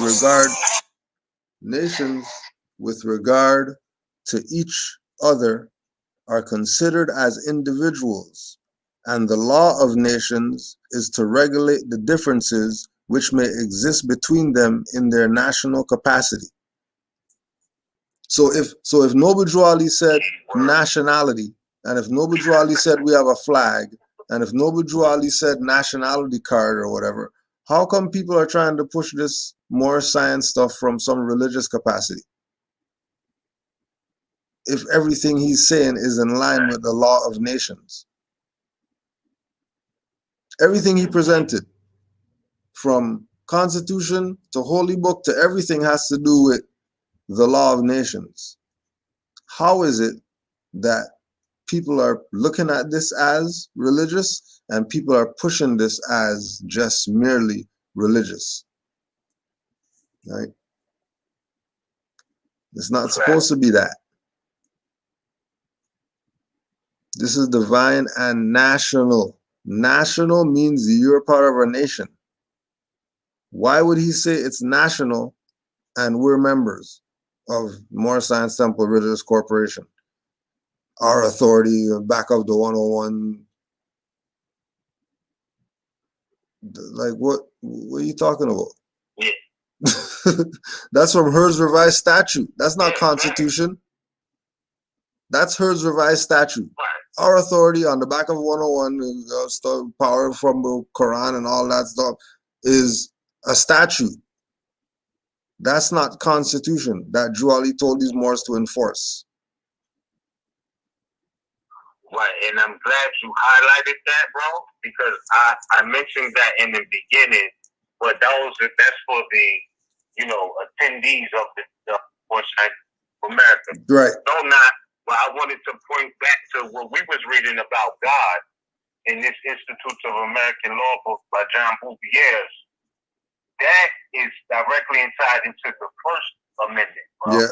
That's First Amendment principles, like regardless of any statute, any incorporation. Yeah. Like this is that on a divine and national and natural level. You know what I'm saying? Mm-hmm. Like whether you go to any building, that's on that level, you know, because God don't, you know, it's not, God is not confined to a gathering of, you know, what times you meet and how many times a week you meet. Right, like, right. That's not how God works. You know what I'm saying? God, that's not how it works. You know, it's not like, oh, you know, until we all there, God don't exist. Like, no, that's just natural law. Whether you gotta be the only one, like he said, then be the only one or whatever. But yeah, so I just wanted to clarify the fact that what we're reading is natural law references constitutionally tied in with the First Amendment opposed to a statute. Facts, bro. Islam. Yeah, my fault. I did not want to cut you. Oh, it's all good, man. I wanted to make that clear. You gotta do it. You gotta do it. They are in a state of nature. They are in a state of nature and must be considered as so many free and independent persons living in that state. And therefore, the rules of natural law are to be applied to them. So once you're in a state of nature, you're a natural person instead of being a corporate person, and you must be considered as so many free and independent persons living in that state. Not living in that state, the place, living in that state of nature. You're in a state of nature. The fact that you're choosing to be in this state of nature and not be in a corporate state means that you're connected to the free and independent persons who are living in that same state that you're claiming you're living in, which is the natural state. Right. Not the commercial state, not the geographical state, not the mental state, no, the state of nature. So now that brings in a whole different jurisdiction if nature's a state. If New York's a state and all these places are states, and then nature has a state, then Drew Ali's the man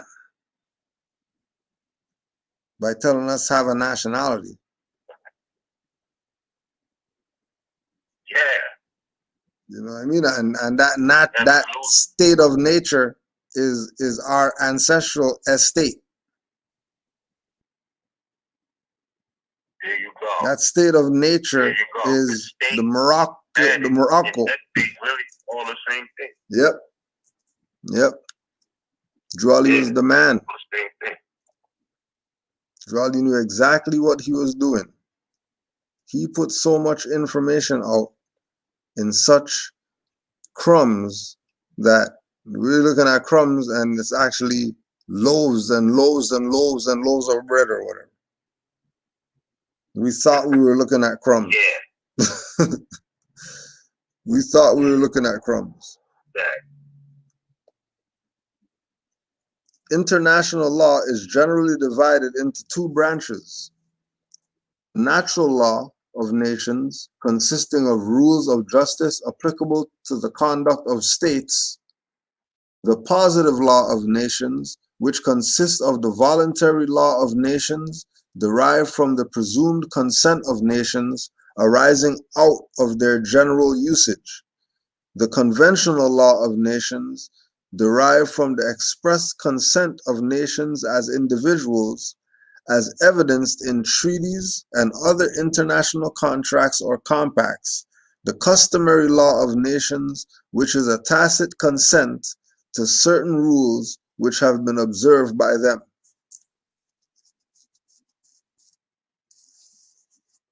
So the law of nations, remember the law of nations has of late years been called international law.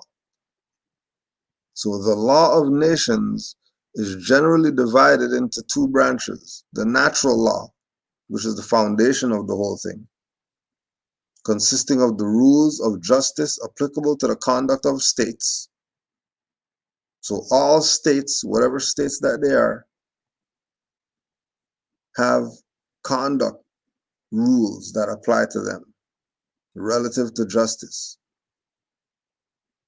The positive law of nations consists of the voluntary law of nations, derived from the presumed consent of nations arising out of their general usage.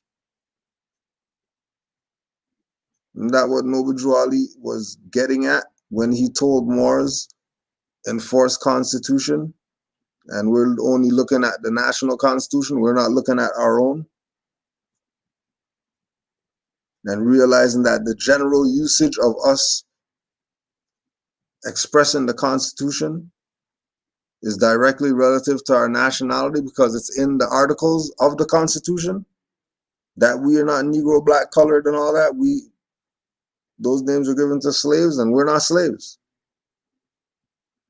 So going back again to the whole concept of us being in a natural state, we're like the free and independent persons living in the state. Why you have jurisdiction? Because obviously you're not the natural people if you're a foreigner. So where do you get jurisdiction from? if natural law doesn't apply to you? Exactly. Right? Right. And this is why I say, even if people is like, well, we want equality and we want to be equal, well, try proclaiming your nationality as a start. Yep. You know what I mean? Because this is what the rest of the world is on. You know what I mean? Like, it's to the point where they don't even have to do it no more. It's just known. You know what I mean? Yeah. And it's protections in that in international law. That is a fact. You know, so that's why I say, even when we started off talking about equality, you know, being on the equinox and everything, you know, it's talking about natural justice and what's going to lead to victory in the chapter 1. It's like, if we want to be equal and we're trying to, you know, demand equality, there's some shit we really going to have to look at as a people and make adjustments to, because the rest of the world definitely got a nationality. You know, so you will probably have to start there and do that, you know, figure that out first, you know? Yeah. Like that would put you internationally, like according to the law of nations, not what you think they're gonna think about you. Because a lot of people think like, well, because the European acts like this way, this is the right way to go. Yeah. And it's like, no, when people talk about the systemic racism and all of that and oppression and all of that, yeah, they're trying to keep you away from what you may call equality. But that's the law of nations. You got to have a nationality. There's no other way around it. That's just where it's at. That's just where it's at. That's the equality. Yeah. You know what I mean? That's the equality. But then when they violate you, or if they violate you on that level, now the issue is in a whole nother jurisdiction. You know what I mean? Like, really. And I know that we're going to save ourselves. We got to save ourselves.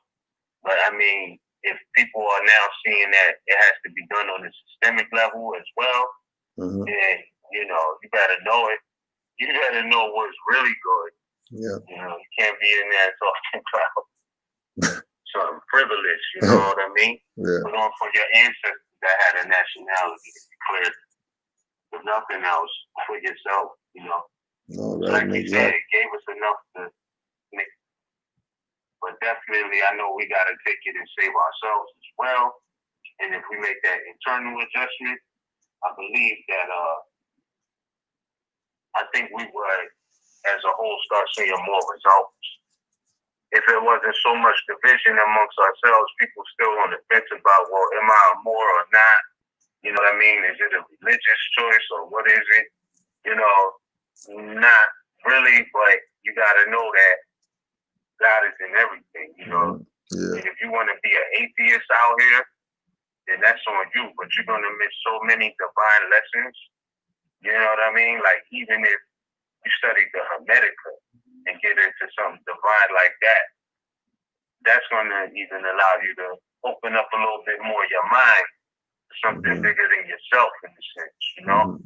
Yeah. 7 Hermetic Principles, the Kabbalion, all these divine and national records, that's really ours. These are true and divine records, you know what I mean?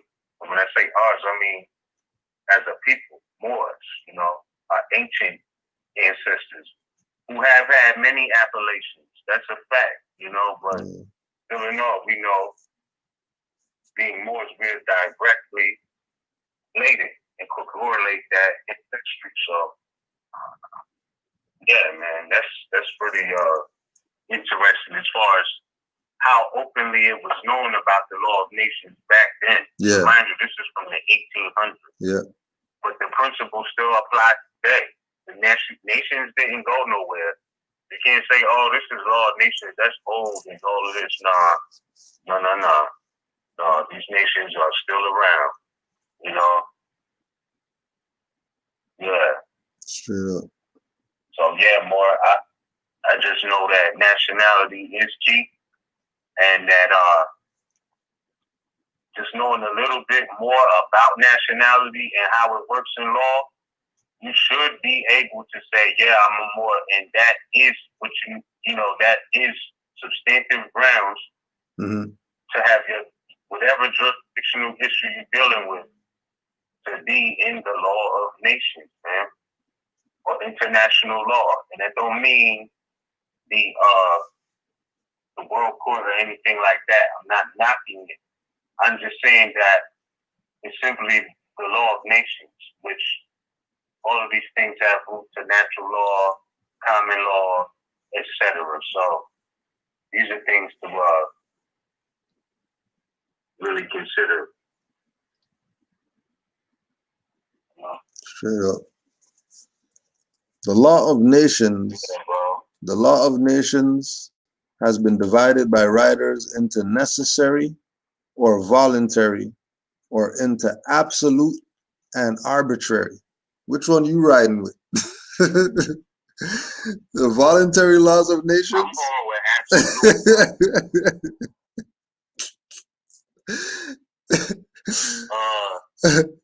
By others, I would say. No, go ahead. No. I would say, I don't know, because you know how I get in legal language, or lawful language. Voluntary, I mean, there's certain things that is just common throughout humanity. Yeah. I hope that's voluntary. You know what I'm saying? Yeah. I don't think it's something like voluntary servitude. You know what I mean? Basically, today, that's what they still got. Moors is declaring their nationality, then turning around talking about I'm a citizen of the USA. Still in the subject status. You ain't even using your nationality to the fullest potential. You know what I mean? Yeah. Like, to turn around and say that, you're not even on the law of nations page, really. Like, really, you're not. Because you're talking about natural justice. So, I mean, I would go with, if I had to guess off top, I'm going with necessary and absolute, opposed to voluntary and arbitrary. Straight up. By others into primary and secondary, which latter has been subdivided into customary and conventional. Another division is made into natural and positive. Oh, there's a good one. Which one of those ones? Natural law or positive law? Ooh. There's a choice. Always going with natural law, bro. Positive law got it. You know what I mean? Like this natural law. Shit. Anybody in the thing with questions? Like, I'm just, yeah.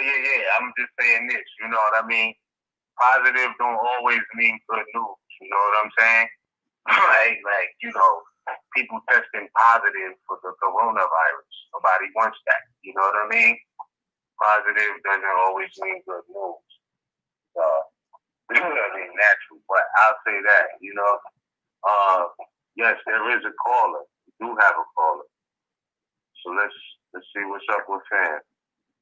Peace, caller 623-907. You live on the air. Peace, fam. You with us? Islam, no. Islam. Peace, Mo. Oh, Islam. Peace. Yes, this I seen, Bay. Yes, giving honors to you, Grand Sheik Cujo, and you, Brother Miz. Listen, man, I'm enjoying this show, and this is a show that I think should be more talked about. You know, all over the air, where Moors come on these social medias and things like this. Here, I think this is one of the topics talked about. You know, 2 points I wanted to make. One is the prophet covered these things in the divine warning by the prophet for the nations. You know, when in this divine warning, he's telling you the things that you need to be part of a nation and in the family of nations. And one of those things is nationality. And see, so when we really understand the prophet, our prophet, you will come to understand he is one of the greatest humanitarians in all, especially in this era of time, to bring a dead people, wake them up, and have them get up, stand up and get up out of that grave, you know, and know that who they are, bringing them a nationality and a divine creed, bringing back that nationality and divine creed. One of the greatest humanitarians, you know, and this is one of the reasons I accept him as my prophet, because of what he did, because nobody else did that. Nobody else did that. You know, we fell in the stage of darkness and ignorance, and we see an effect of that now. But what Noble Drew Ali did, which makes him those are the things that made him a prophet, to make you to understand that he was a prophet, the greatest humanitarian, man. Just about, I would say, almost in all times. You know, to take a people, a dead people, and raise them up again and bring them back to life. Other than that, we wouldn't even be talking about Moors. It was a system put in place to wipe the Moor out of the history of the journals of humanity, and the prophet brought it back. Understand that, and so I'm just gonna leave it there because y'all are on point with this subject and this subject matter, and this is what needs to be taught, without a doubt, contradiction. Second point I want to make about this topic tonight, and I'm talking about astrology. All right, a lot of people who's listening should understand something and get to the root of this thing when we dealing in astrology and understanding astrology. And one of the first things needs to be understood, like people that's on the air now and who's listening and on the internet and stuff, they come to the show, they know the day is Thursday, and they know that what time the show came on, and they know all these type of things. But when you get to the root of the thing dealing in astrology, I ask, and this is something that I've done personally, when you take 10 people and you call them up and you ask them what day of the week were they born, what day were they born, and they don't know. But they know everything else, but they don't even know when they came into this plane. They don't know when they came out of the womb, what day of the week it was. But they know what day of the week the show is on. And I want those to understand and listen to how important it is to know that. What day of the week that you came out of the womb, so that you can even start to understanding who you are according to your will. And I'm talking about the solar will, WHEL, according to your will. What day of the week you were born. To start, because you know everything else. You know, when you talk to people, they know everything else. But 9 out of 10 people didn't know that. And it's ironic, you know, because we know all these things. And so to that point, starting at that point with people when I'm talking and dealing with astronomy, to get to know yourself so that you can understand this law that you've been talking about. for the last hour or so, and how you play a part in this law, how some say you are the law, just understanding from that just perspective there will to get people started and wake them up.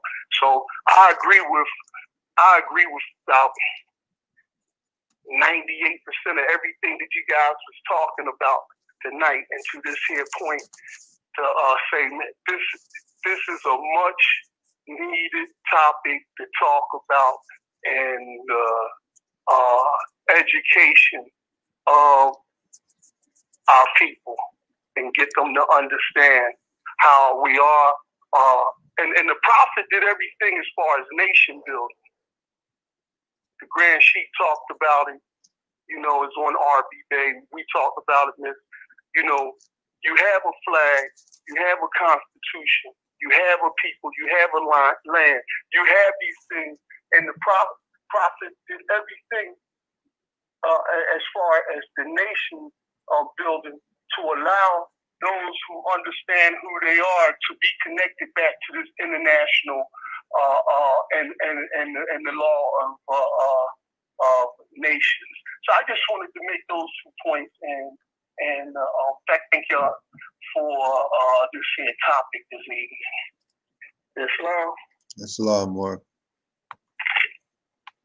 More thanks for the call. I really appreciate that. And yeah, if anybody listening, feel free to share this out. I feel the same way. Like, this definitely should be something that's out there, because we're in those days and times. The future is now, and there's a lot we need to know about. Because you got people who is like, oh, what if they make this legislation, that legislation? I think we just need to stay fixed on, no matter what they state, the natural law, and keep it there, Right. National, international constitution, like it's so much power in our nationality. Like now you start talking about different branches of justice, you know what I mean?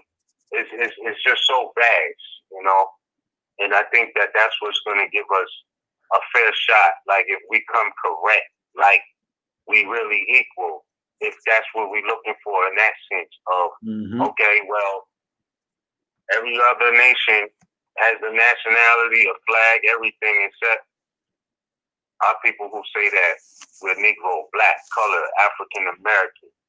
Like there's no flag. So what's the equality in the eyes of the rest of the nations? You know what I mean? There is none. Like, and that's not even to be, you know what I mean? Like down talking our people, but that's a fact. That's a fact. Like it starts with nationality. You know what I mean? And yeah. So that's right. That being, I mean, like if we really want that, like look outside of ourselves and see what the other nations all equally have in common. Starts with a flag and a national name. That's right.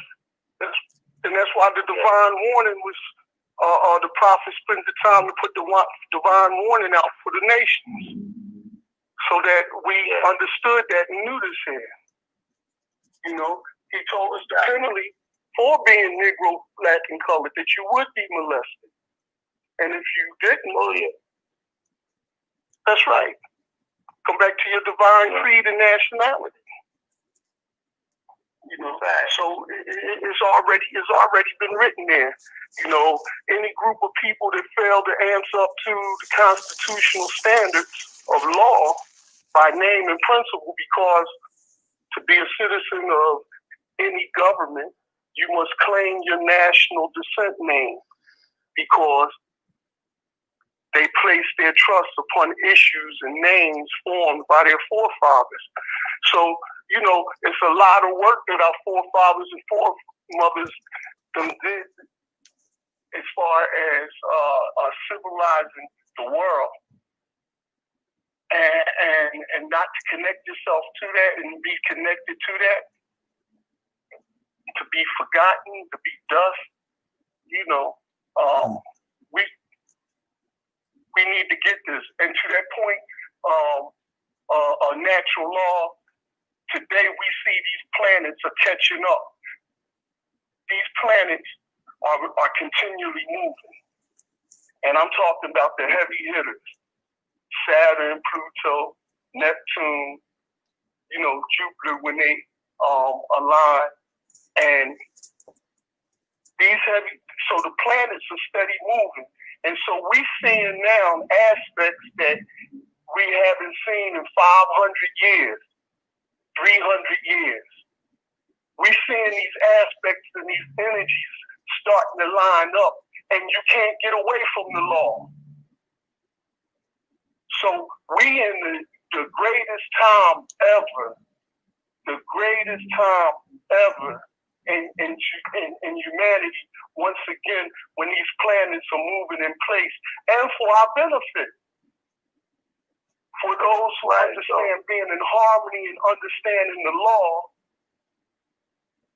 and living in it, it's to our benefit, it's not to our detriment. Because the planets are lining up and it's going to be a lot of cleansing. So it's going to be a lot of death, it's going to be a lot of these things where you're going to be forced to make changes. Once again, here goes the prophet. You're going to be forced to make changes because the planets is catching up to all the injustices in the world.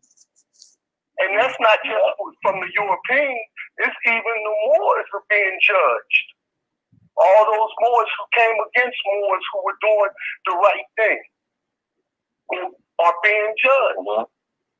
The council is making judges. These planets is coming in place.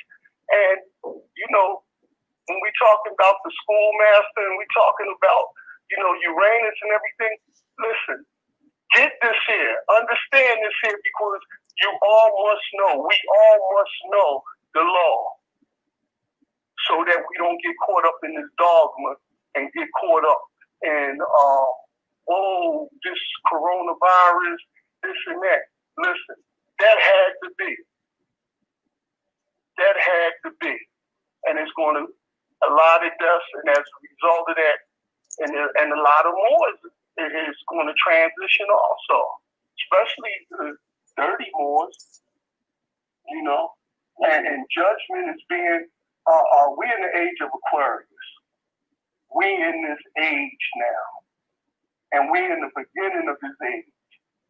And all Moors have an opportunity to put their footprint going into 2,200 years in this here age, where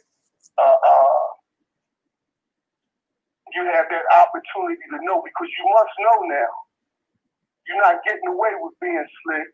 You're not getting away with, eavesdropping, getting the third degree without passing the first degree, and then going somewhere and somebody question you or you opening your mouth and you talking and you don't know what you're talking about. That's deadly. That's deadly. We in the time now where you must know.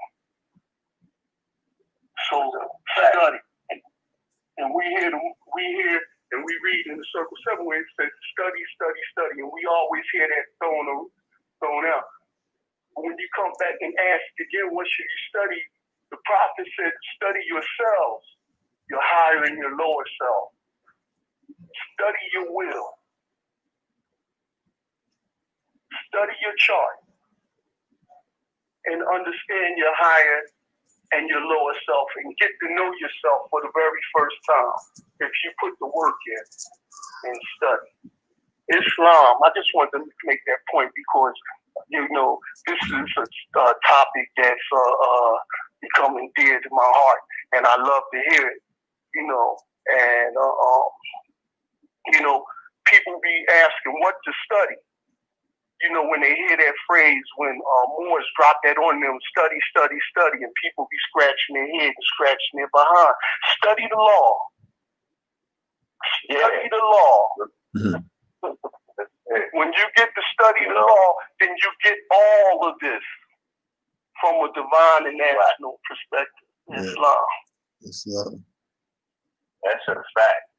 Yeah, Islam. We do have another caller.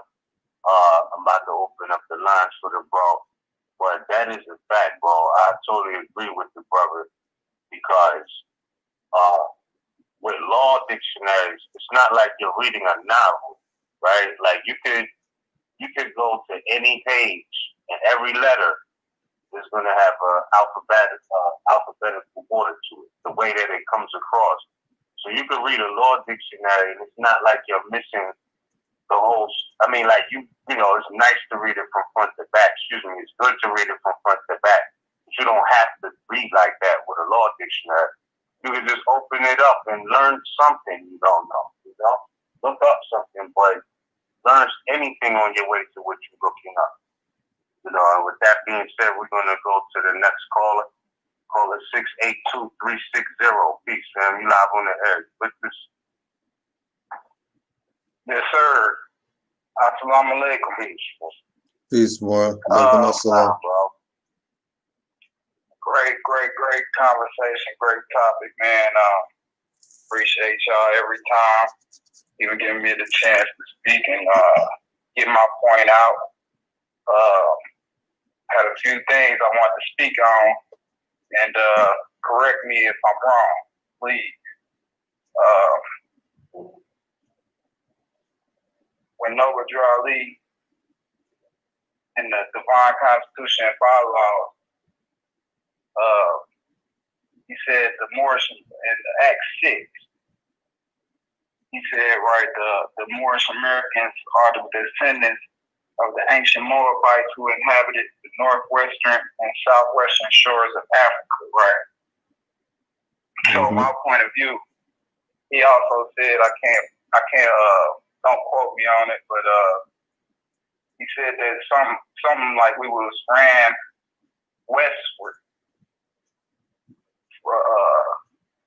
I guess when Joshua, you read the story in the Bible, it talks about Joshua crossing over the River Jordan, and I think it's Jordan, and destroying the walls of Jericho or something like that, and the Moabites ran westward, right? So when you think about it, it was the Sahara Desert right there on Africa, on the northern part of Africa, modern day, let's say Africa, and the Moabites, we went through Egypt, and the Sahara Desert really wasn't really inhabited because of that desert right there. So the only way you was kind of getting westward was up through the top coast, you know what I'm saying, like Tripoli, and I ain't got my globe with me, but all of those, Morocco, Tripoli, and all of those places up on the northern side, right? And then as we migrated westward, and then inhabited that the western, northwestern, and southwestern shores, as he said also in the Quran, he said that we had also dominion over here, right? So we talking about ancient time, before before a lot of so-called nations was even recognized, right? And then, so we came westward and then inhabited also the shores over here, right, in America, because if you look back,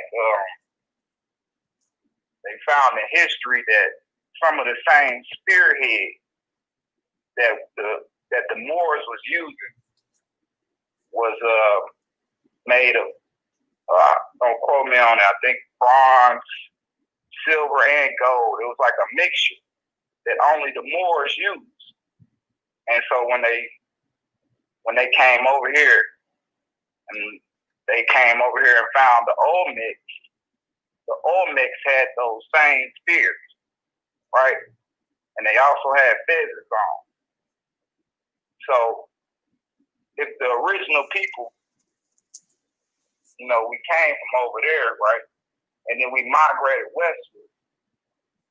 And in that ancient time, we was more like, well, the First Nation really to recognize any other nations was Moabites because we superseded everybody on that west coast, western shore, and then came over here and inhabited and had dominion over here also, right? So that was really all the nations that's melanated, for lack of a better term, Moors, because that was the ancient civilization that went west for anybody, right? So that right there, because some people would say, I'm from Ghana, or I'm from Nigeria, or I'm from, and I was doing some research, and all of those places don't predate Morocco or Tripoli or those Western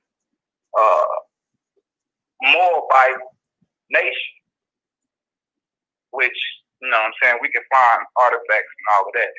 But yeah, that made me think, okay, that's why we all would be Moors. That's, you know what I'm saying, not of the European nations, because we know they was then coming to my theory, the Caucasus Mountain,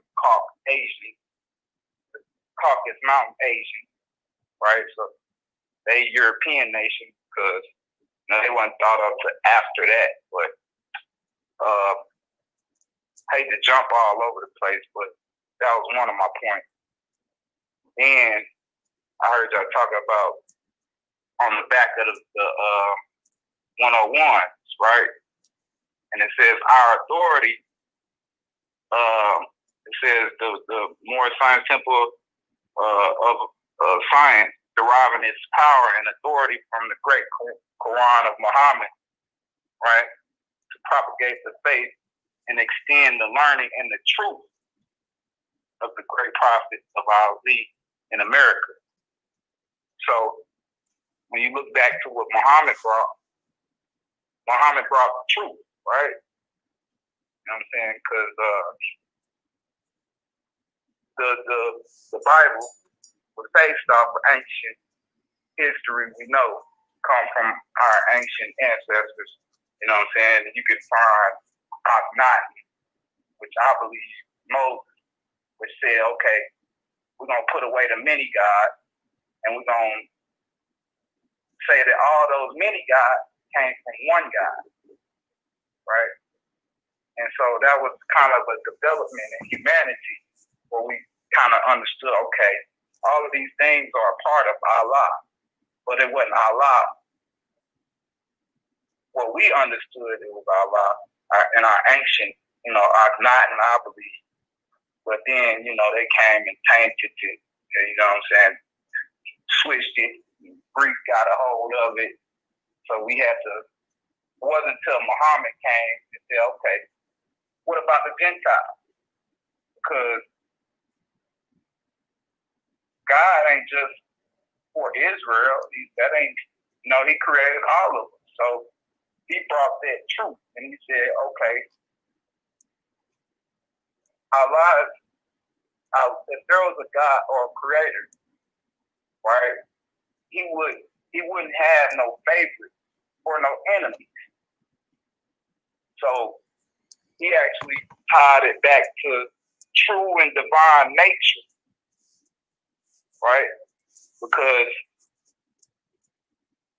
when he say he brought the truth, he said that Allah was for everybody. So I got lost in my thoughts. So too much energy. Noble Ali said we derive our authority from Muhammad. He actually saying that we derive our authority from the truth,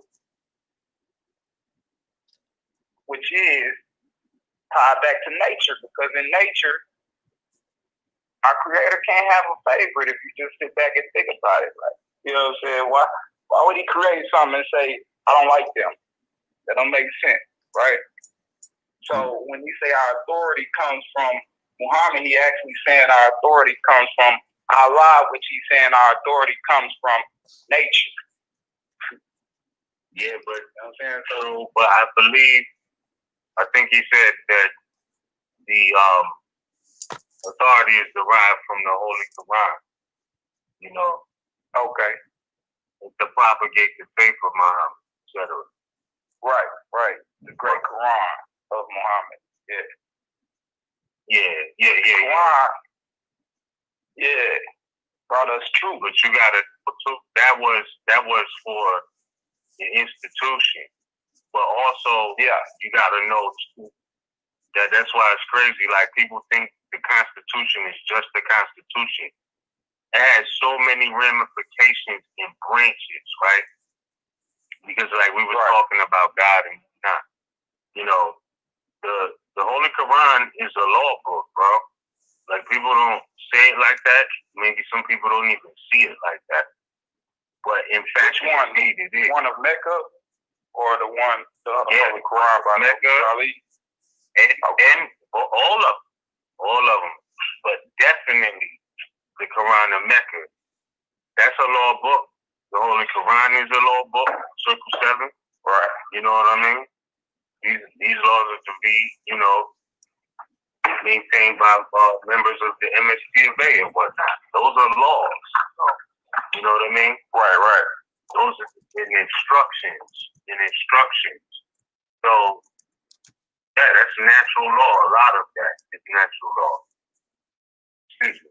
Because if he had the power to tell the chiefs or the chiefs to make law, you know, because of the laws that he made or whatnot, or was, you know, let them be made known, then yeah, you got to look at it like, you know, those are, in fact, law books. Do they apply to the general public? No laws apply to the general public if they don't know them. You know what I mean? Like it says in the old flyers we used to give away. You know, if you don't know your rights, you don't have them. You know, so if you don't know these are law books that's tied in with the First Amendment, then you don't know, you know. But they are, in fact, law books. And just a reference point for that, you can look up. And even the Bible is considered a law book. All right. For a reference point for the Quran being a law book, there's a article that used to be online with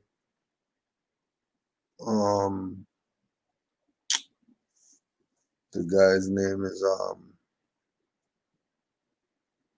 hold on, Joseph Lowry, reading the Quran as a law book.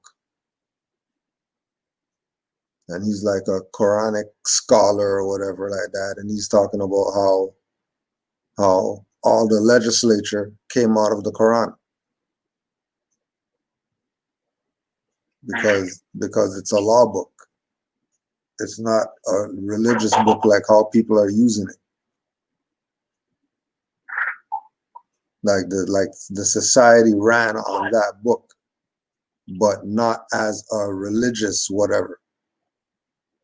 Like when you read the history and they say the Moors brought Islam to Europe and all this or whatever, they're not talking about some religion. They're talking about a way of life. They're not talking about some people brought a religion. Some Moors brought the Islamic religion to the world. They're talking about the way of life that was brought. That was based in the great Quran. That obviously, if we're saying, you know, enforce constitution and all that stuff, the greatest law book should be where we're deriving our authority.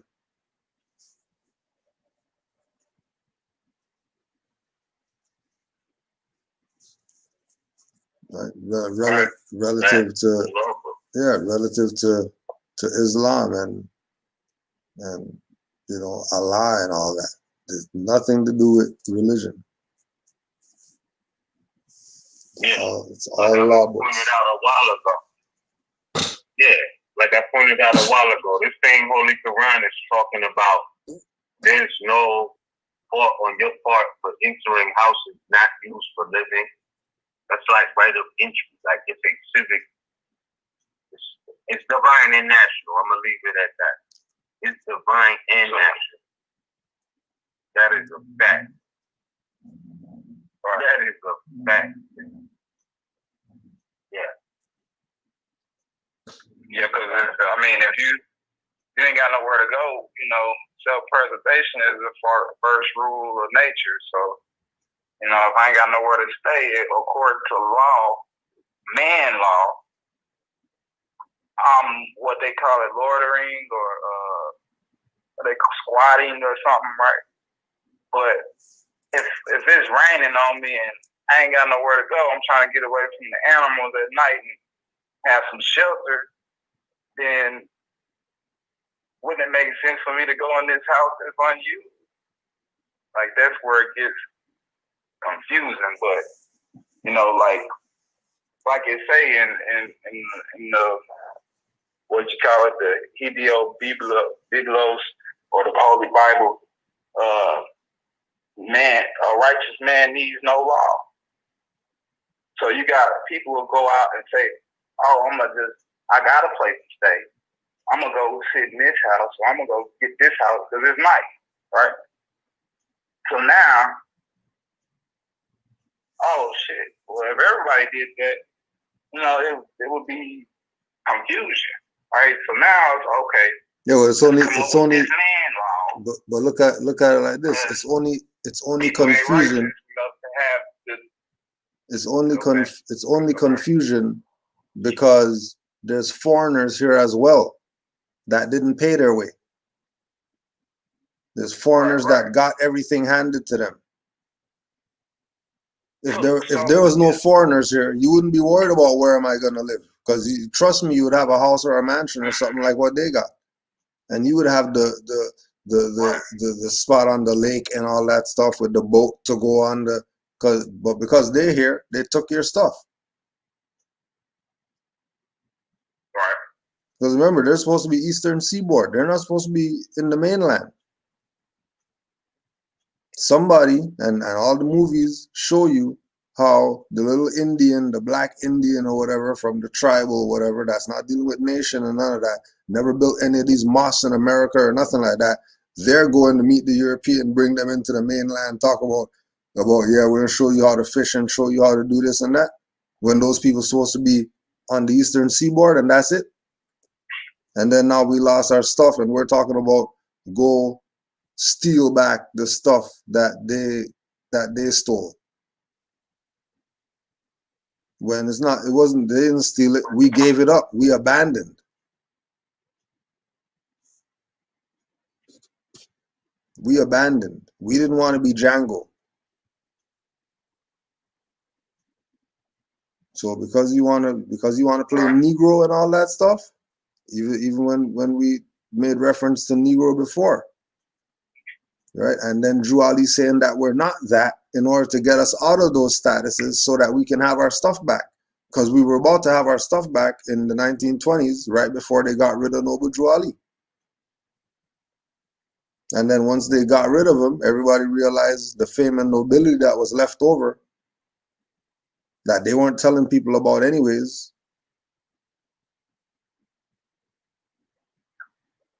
Right? Because everybody was supposed to do their part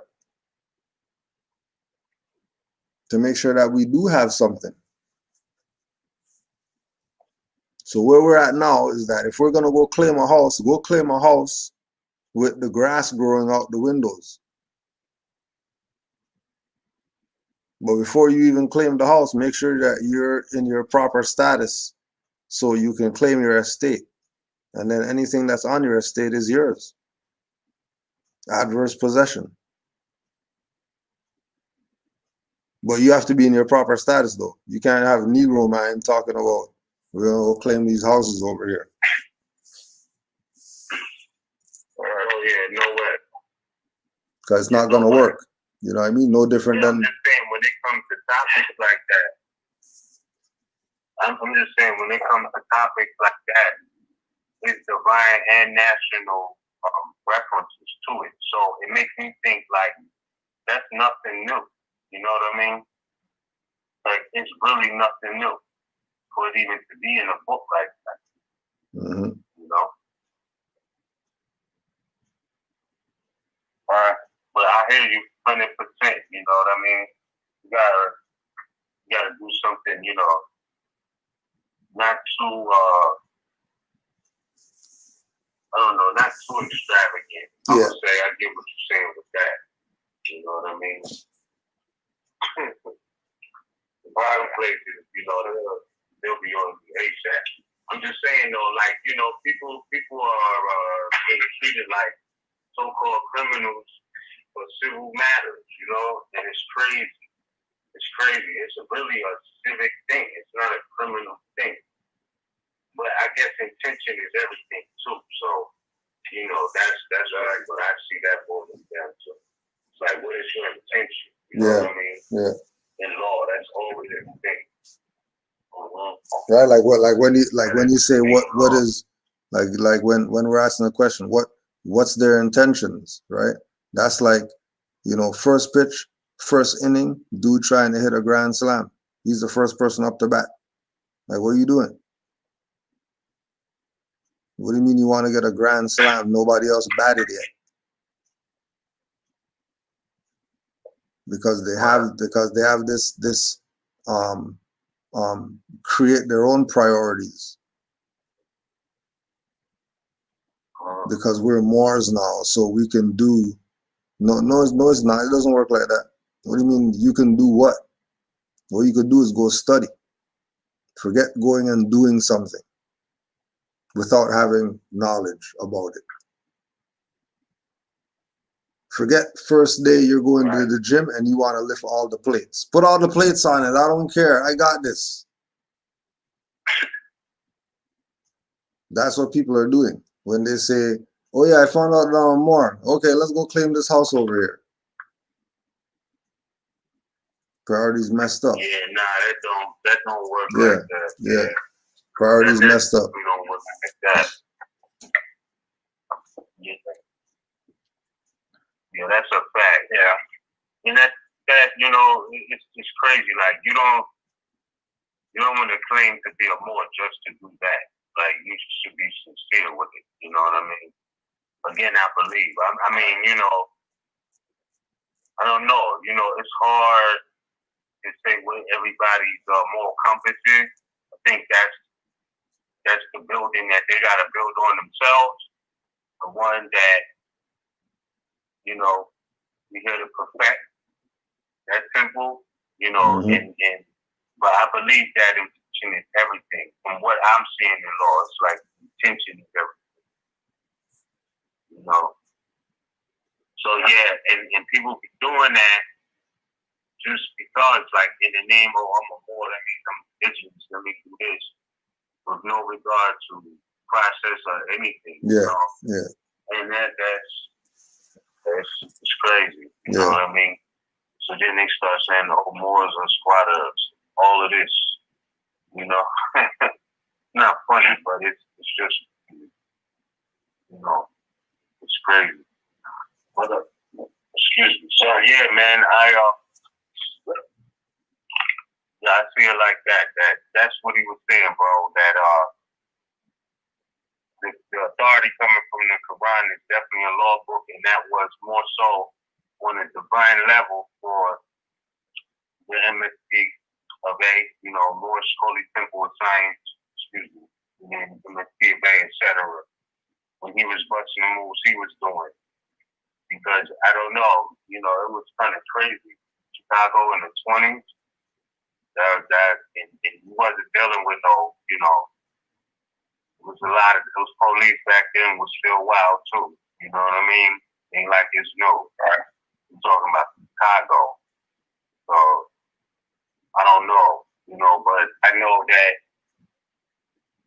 Noble Lee, what he was saying about nationality, it has a lot of things that back it, you know. So if we're gonna go off the facts and everything, I think these are facts to consider. These are references to consider, and that's how people, I believe, will get some sort of equality when we start claiming and acting as if we are a nation. You know what I mean? And I just believe that that's step one. You know, there gotta be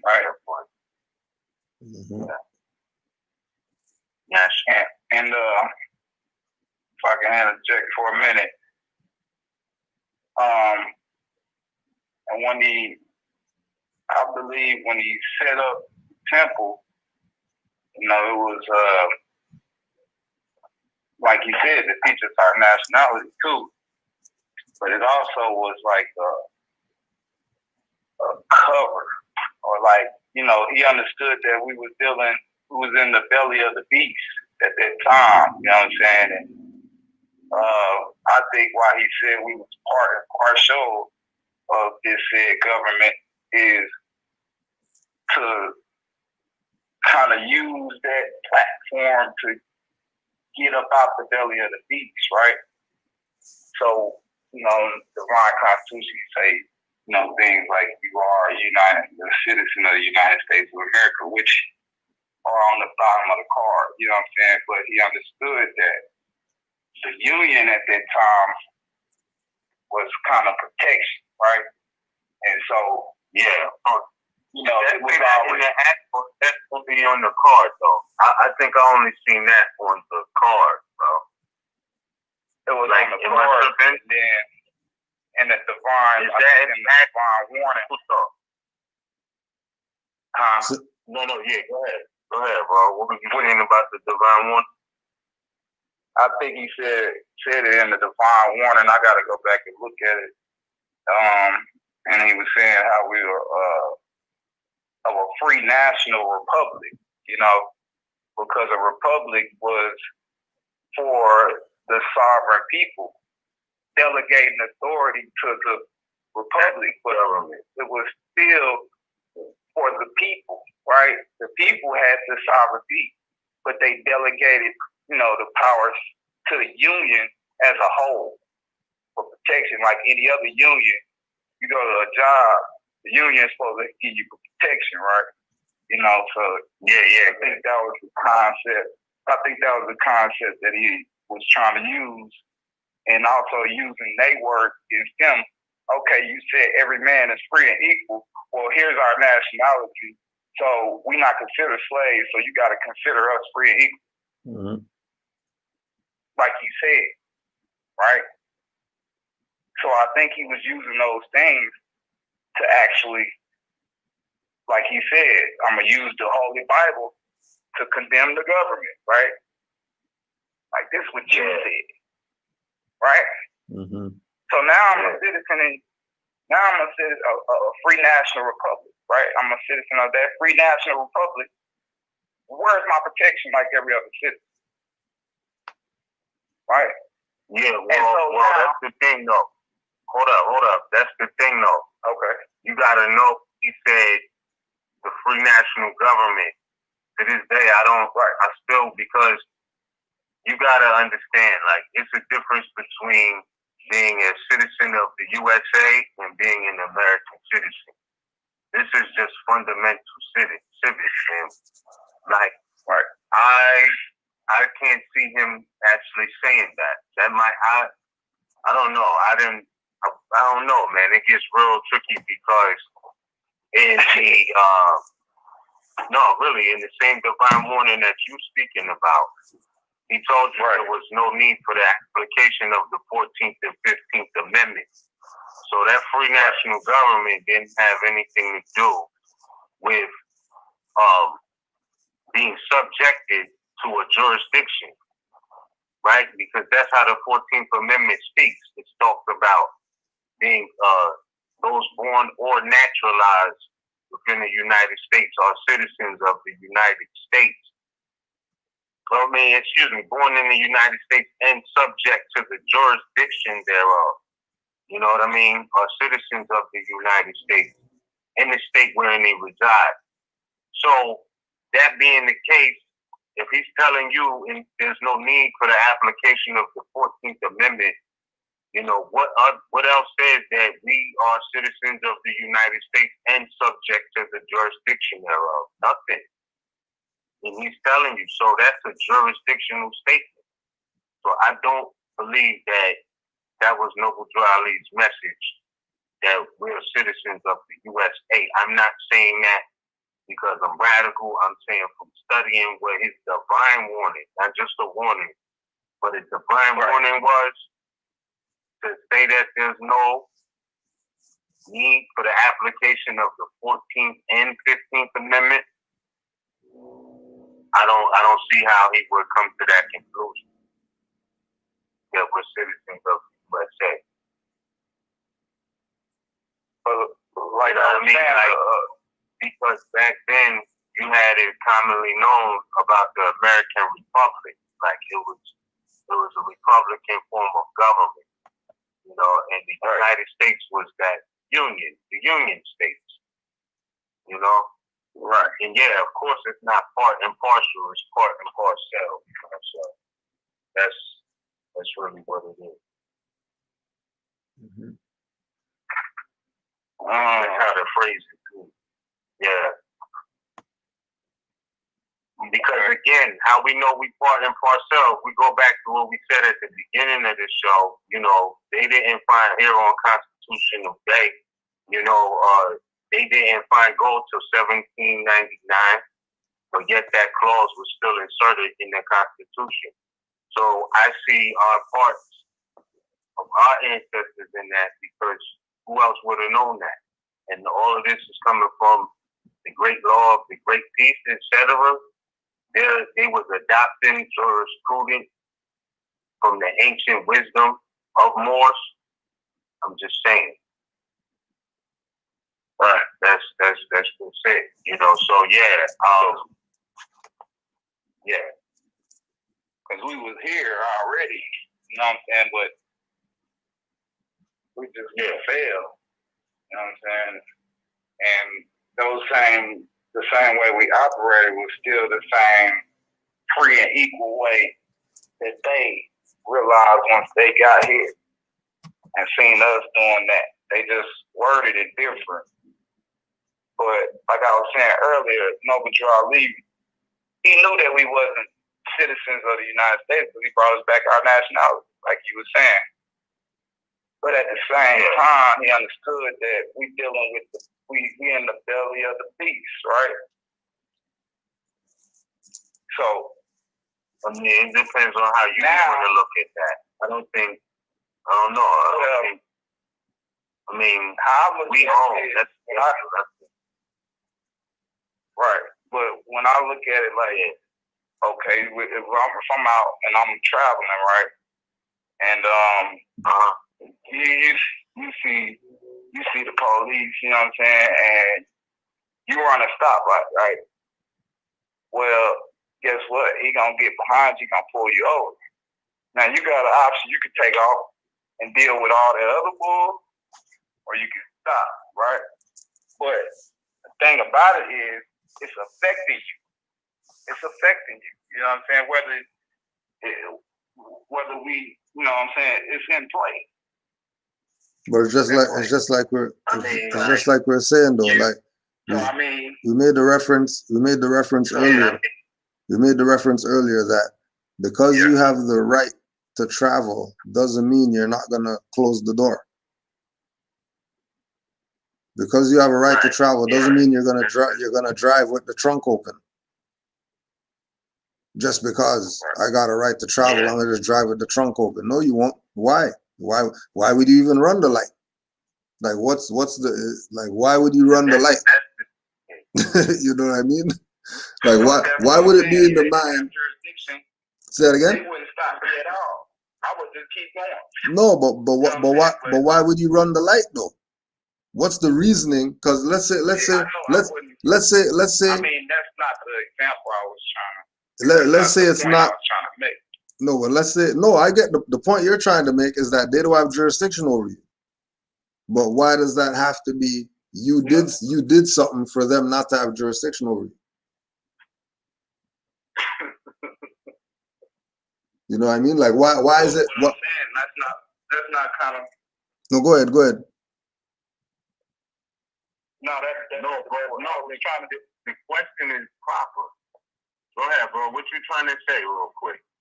Because I think now we gotta analyze the thinking. Like, all right, we all know we've been colonized. We passed that. I mean, I can't say we passed that, but that been happening. That's understood. Right, Yeah, so that's understood. Yeah. Yeah. Like, you know what I mean? Like, it's like, yeah, I don't think nobody leaves the house like, yeah, I'm gonna run this light and, you know, tell them. Nah, that was a bad example. That was out where I was trying to go with it. To leave the house, that with them on your mind. Yeah. But to even the house with them on your mind, that still has elements to the law of attraction in a sense. Right. So like this is why you gotta do the inner work, because what you think about you could bring about.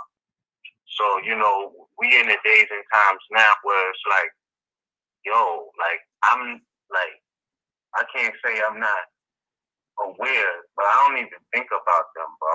Like they're not even a part of my thought process at this time. I know we all here, but like I don't even, you know what I'm saying? I try not to attract that thought. Right. Because every time I'm riding with somebody, like it always just throw me off. They be like, okay, they go to police. Like, so what? You know what I mean? So what? Cancel that one quick, class. You know what I mean? Like, you know what I mean? Like, you know what I mean? Like, you know, like I'm not saying it doesn't matter, because I know these are criminals. You know, you got some of them that hide behind the badge and all of that. I get it, but it's like, yo, I mean, that's everywhere. Yeah. We're, at this point, it's only one way you're going to match that energy. So unless you're on that wave, don't even worry about it. Just do you. You know what I'm saying? And just know that no matter what happens, as long as you're following the law of nature, You're good. Do care is all you owe to the public. Yeah, do care is all you owe to the public. We put it on the record earlier, you know, that any human laws contrary to the law of nature are not valid. They're not binding. And if they are binding, it's only because it has a connection to the law of nature. Right? Right. It's rooted in that. So just stay on your natural vibe. You know what I'm saying? And if you can, you know, think about the things you do want to attract and attract that to you. Right. But I can't say, you know, I mean, maybe we do got the power to think them away. I'm not sure. You know what I mean? But I just find like, I don't know. I don't know, bro. Like, it's a lot of shit going on in the world. Just focused on them, you know. But I'm not telling anybody to be out here lacking all of that, but I don't know. What I was saying was, that was a bad example, running a stoplight. What I'm saying is, okay, so you might go and you might be traveling without a well, this is for the people who not manifesting their reality. Because like you said, I don't have no trouble because I don't think about them. When I drive by, I know the law, so I need everybody get that little nervous feeling. You know what I'm saying? But when you know the law, that you kind of think that away, right? And then everything is good, you know, inshallah, right? But at the same time, you got people who not manifesting their reality. And say they get in the car, right, and they traveling down the road, they ain't got no license plate, right? Okay, now you got such and such municipal city saying, hey, where's your license plate, right?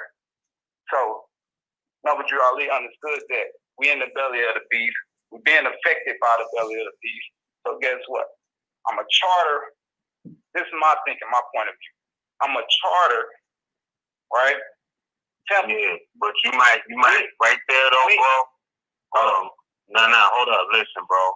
I can't tell nobody how to think, but I'm just telling you, you might want to consider thinking like you're not in the belly of the beast. You in your homeland, and it's been colonized. But if I drive with no license, if I drive with no license, just being real, we know that, you know what I'm saying, if I drive past a certain municipal company, that they're going to give me trouble. I'm going to leave you with this, bro, right? Yeah, I'm going to leave you with this. I was trying. You know what I'm saying? Hold on. I'm trying to say something real quick.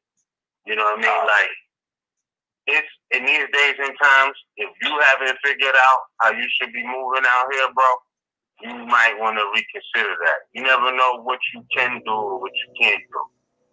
If you feel like that's what's gonna happen, that's what's gonna happen, bro.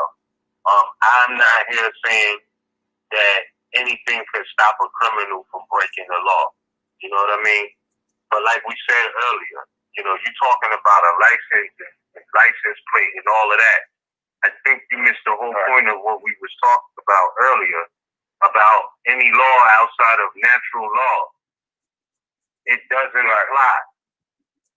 Like, that's a fact. Now, resonate on that. Because you're talking about all of what if and I'm in the belly of the beast, like, then you're trapped mentally. But when you realize you home and that the earth is a natural place and that, you know, if you really go back and listen to what we were saying earlier, that's, you know what I mean? But I can't give you that reality. All I could do is share it with you, you know, what's on your mind as a man thinking, my brother, so is he, you know, and if that's how you think, then that's how you think. That's how you're going to live. That's going to be your reality.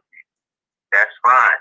I'm just saying, it's those of us out here that know, yeah, okay, they're criminals. They've been breaking the law when it comes to the people's rights. You know? But that don't mean that the people are not right. And that's all I'm saying. Is it don't mean that the people are not right. You know what I mean? So I think that in these days and times, we already gave reference to the book Behold the Pale Horse. William Cooper already told you what was coming. You know what I'm saying? And he told you, you might have to be able to survive without a car. You know what I mean? Like, it's nice to have one and all of that is good, but he said that may very well be the case. So I think that, you know, even with that, and thinking about it in a bad way, is all you're going to manifest from it is something bad. You know what I mean? Because he's not seeing it no other way. Right. No, I'm not like trained. They already got you to think like this is how it is, you know. And majority of the time that can happen, but there's plenty of more. It's all on YouTube who have traveled with none of that, and you know, they ain't arrest them, they ain't kidnap them, no tickets, no nothing. They even have other policy enforcers. Yeah, and none of that happens. But then you got other policy enforcers who do. So what I'm saying is this, like what you're saying as far as, you know, you could get a ticket and all of this, it's like this, bro. Very well could. If you out here bleeding in the shark infested water, as you think you in the belly of the beast, then expect them to eat you. You know what I'm saying? But if you're more in your shit the way you supposed to, you wouldn't, you know what I mean? You do what you gotta do, and you wouldn't do it unless you knew what you was doing in the first place. So that's why I say, you know, all of that, the license plate is man-made. Whoever made the rules, they're man-made. None of that supersedes the law of nature. Now, what you gonna do with that at all?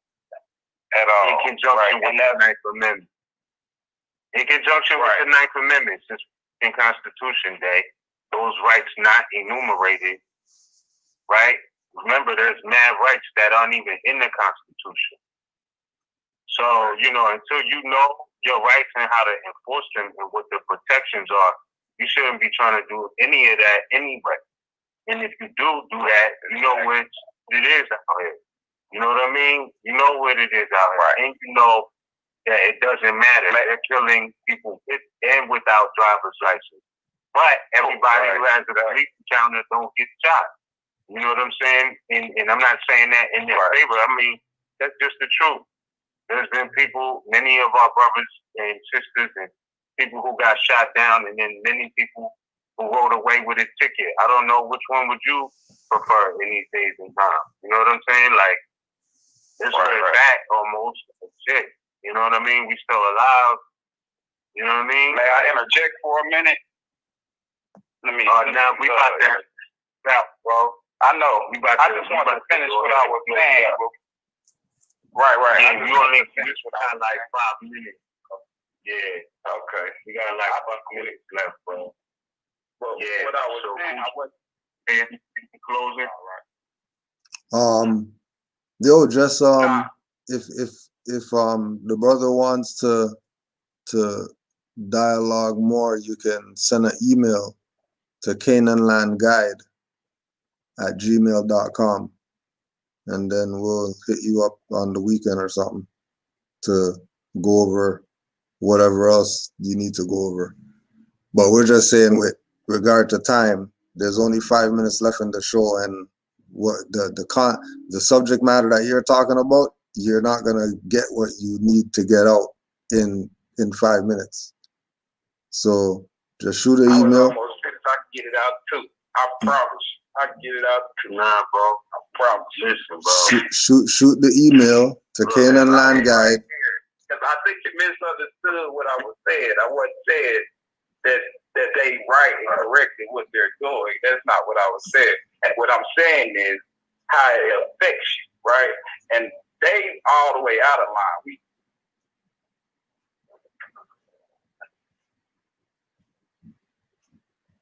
Yeah, I'll send the email, brother. Yeah, that'll make it easier. Yeah. All right, thanks, bro. All right, yeah. So with that being said, the brother is going to send an email. I think it's all mental. You know what I'm saying? Yeah. It depends on what your mind state is, what you're going to bring about. And I see it like that, man. You know, in these days and times, if you in doubt, you don't know, and I don't know what to say to you in these days. Like, we just went through a whole new decade, and we've been on this for years. Yeah. You know what I'm saying? And it's up to you to know your rights. I don't even know what else to say about that. That's 101. Please don't put yourself in no crazy situation. You know, feeling like you're putting yourself in a crazy situation. Don't do it. You know what I mean? That's all I gotta say more. It's love. In closing, so indeed. So yeah, man. Y'all stay up. Thank y'all for tuning in to Moore's Heritage and History School, Eyes Wide Open, Love Talk Radio simultaneously being ran on Canaanland Moore's YouTube page. We'll be back next month on the third Thursday. And I appreciate this dialogue tonight, bro. We got to break down some it was a good one. It was a good one as usual. And peace to the chat, man. It's you know love. what I'm saying? I'm gonna just leave without what other. All right, peace. Oh, and where can they get the Hellfire album at? Oh, the Hellfire, you could email Conway Stevens, KonwayStevens @gmail.com, and work out whatever arrangements that he'll get an email to you.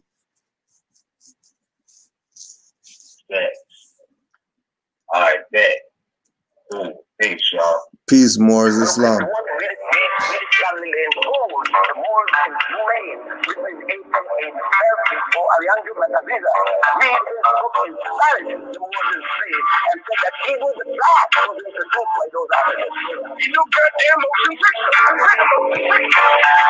me looking for the artifact, the Mahakalat. How they running through the scene like I'm on a lap. The way they left them on the scene, put us on the map. Do I be all up on the scene? Look hard for artists on the Mars artifact, son, like I'm Artemis. See, I be running through the scene like I'm on a mission. The way they left up on the scene made it hard to miss them. See, I be all up on the scene, looking for my shit like red flash and green dash and clear assassins. Super cool, my fans high like I'm the last. See, I'm super cool, your men die, we everlasting. In the cool like North Gate, winter, Alaska.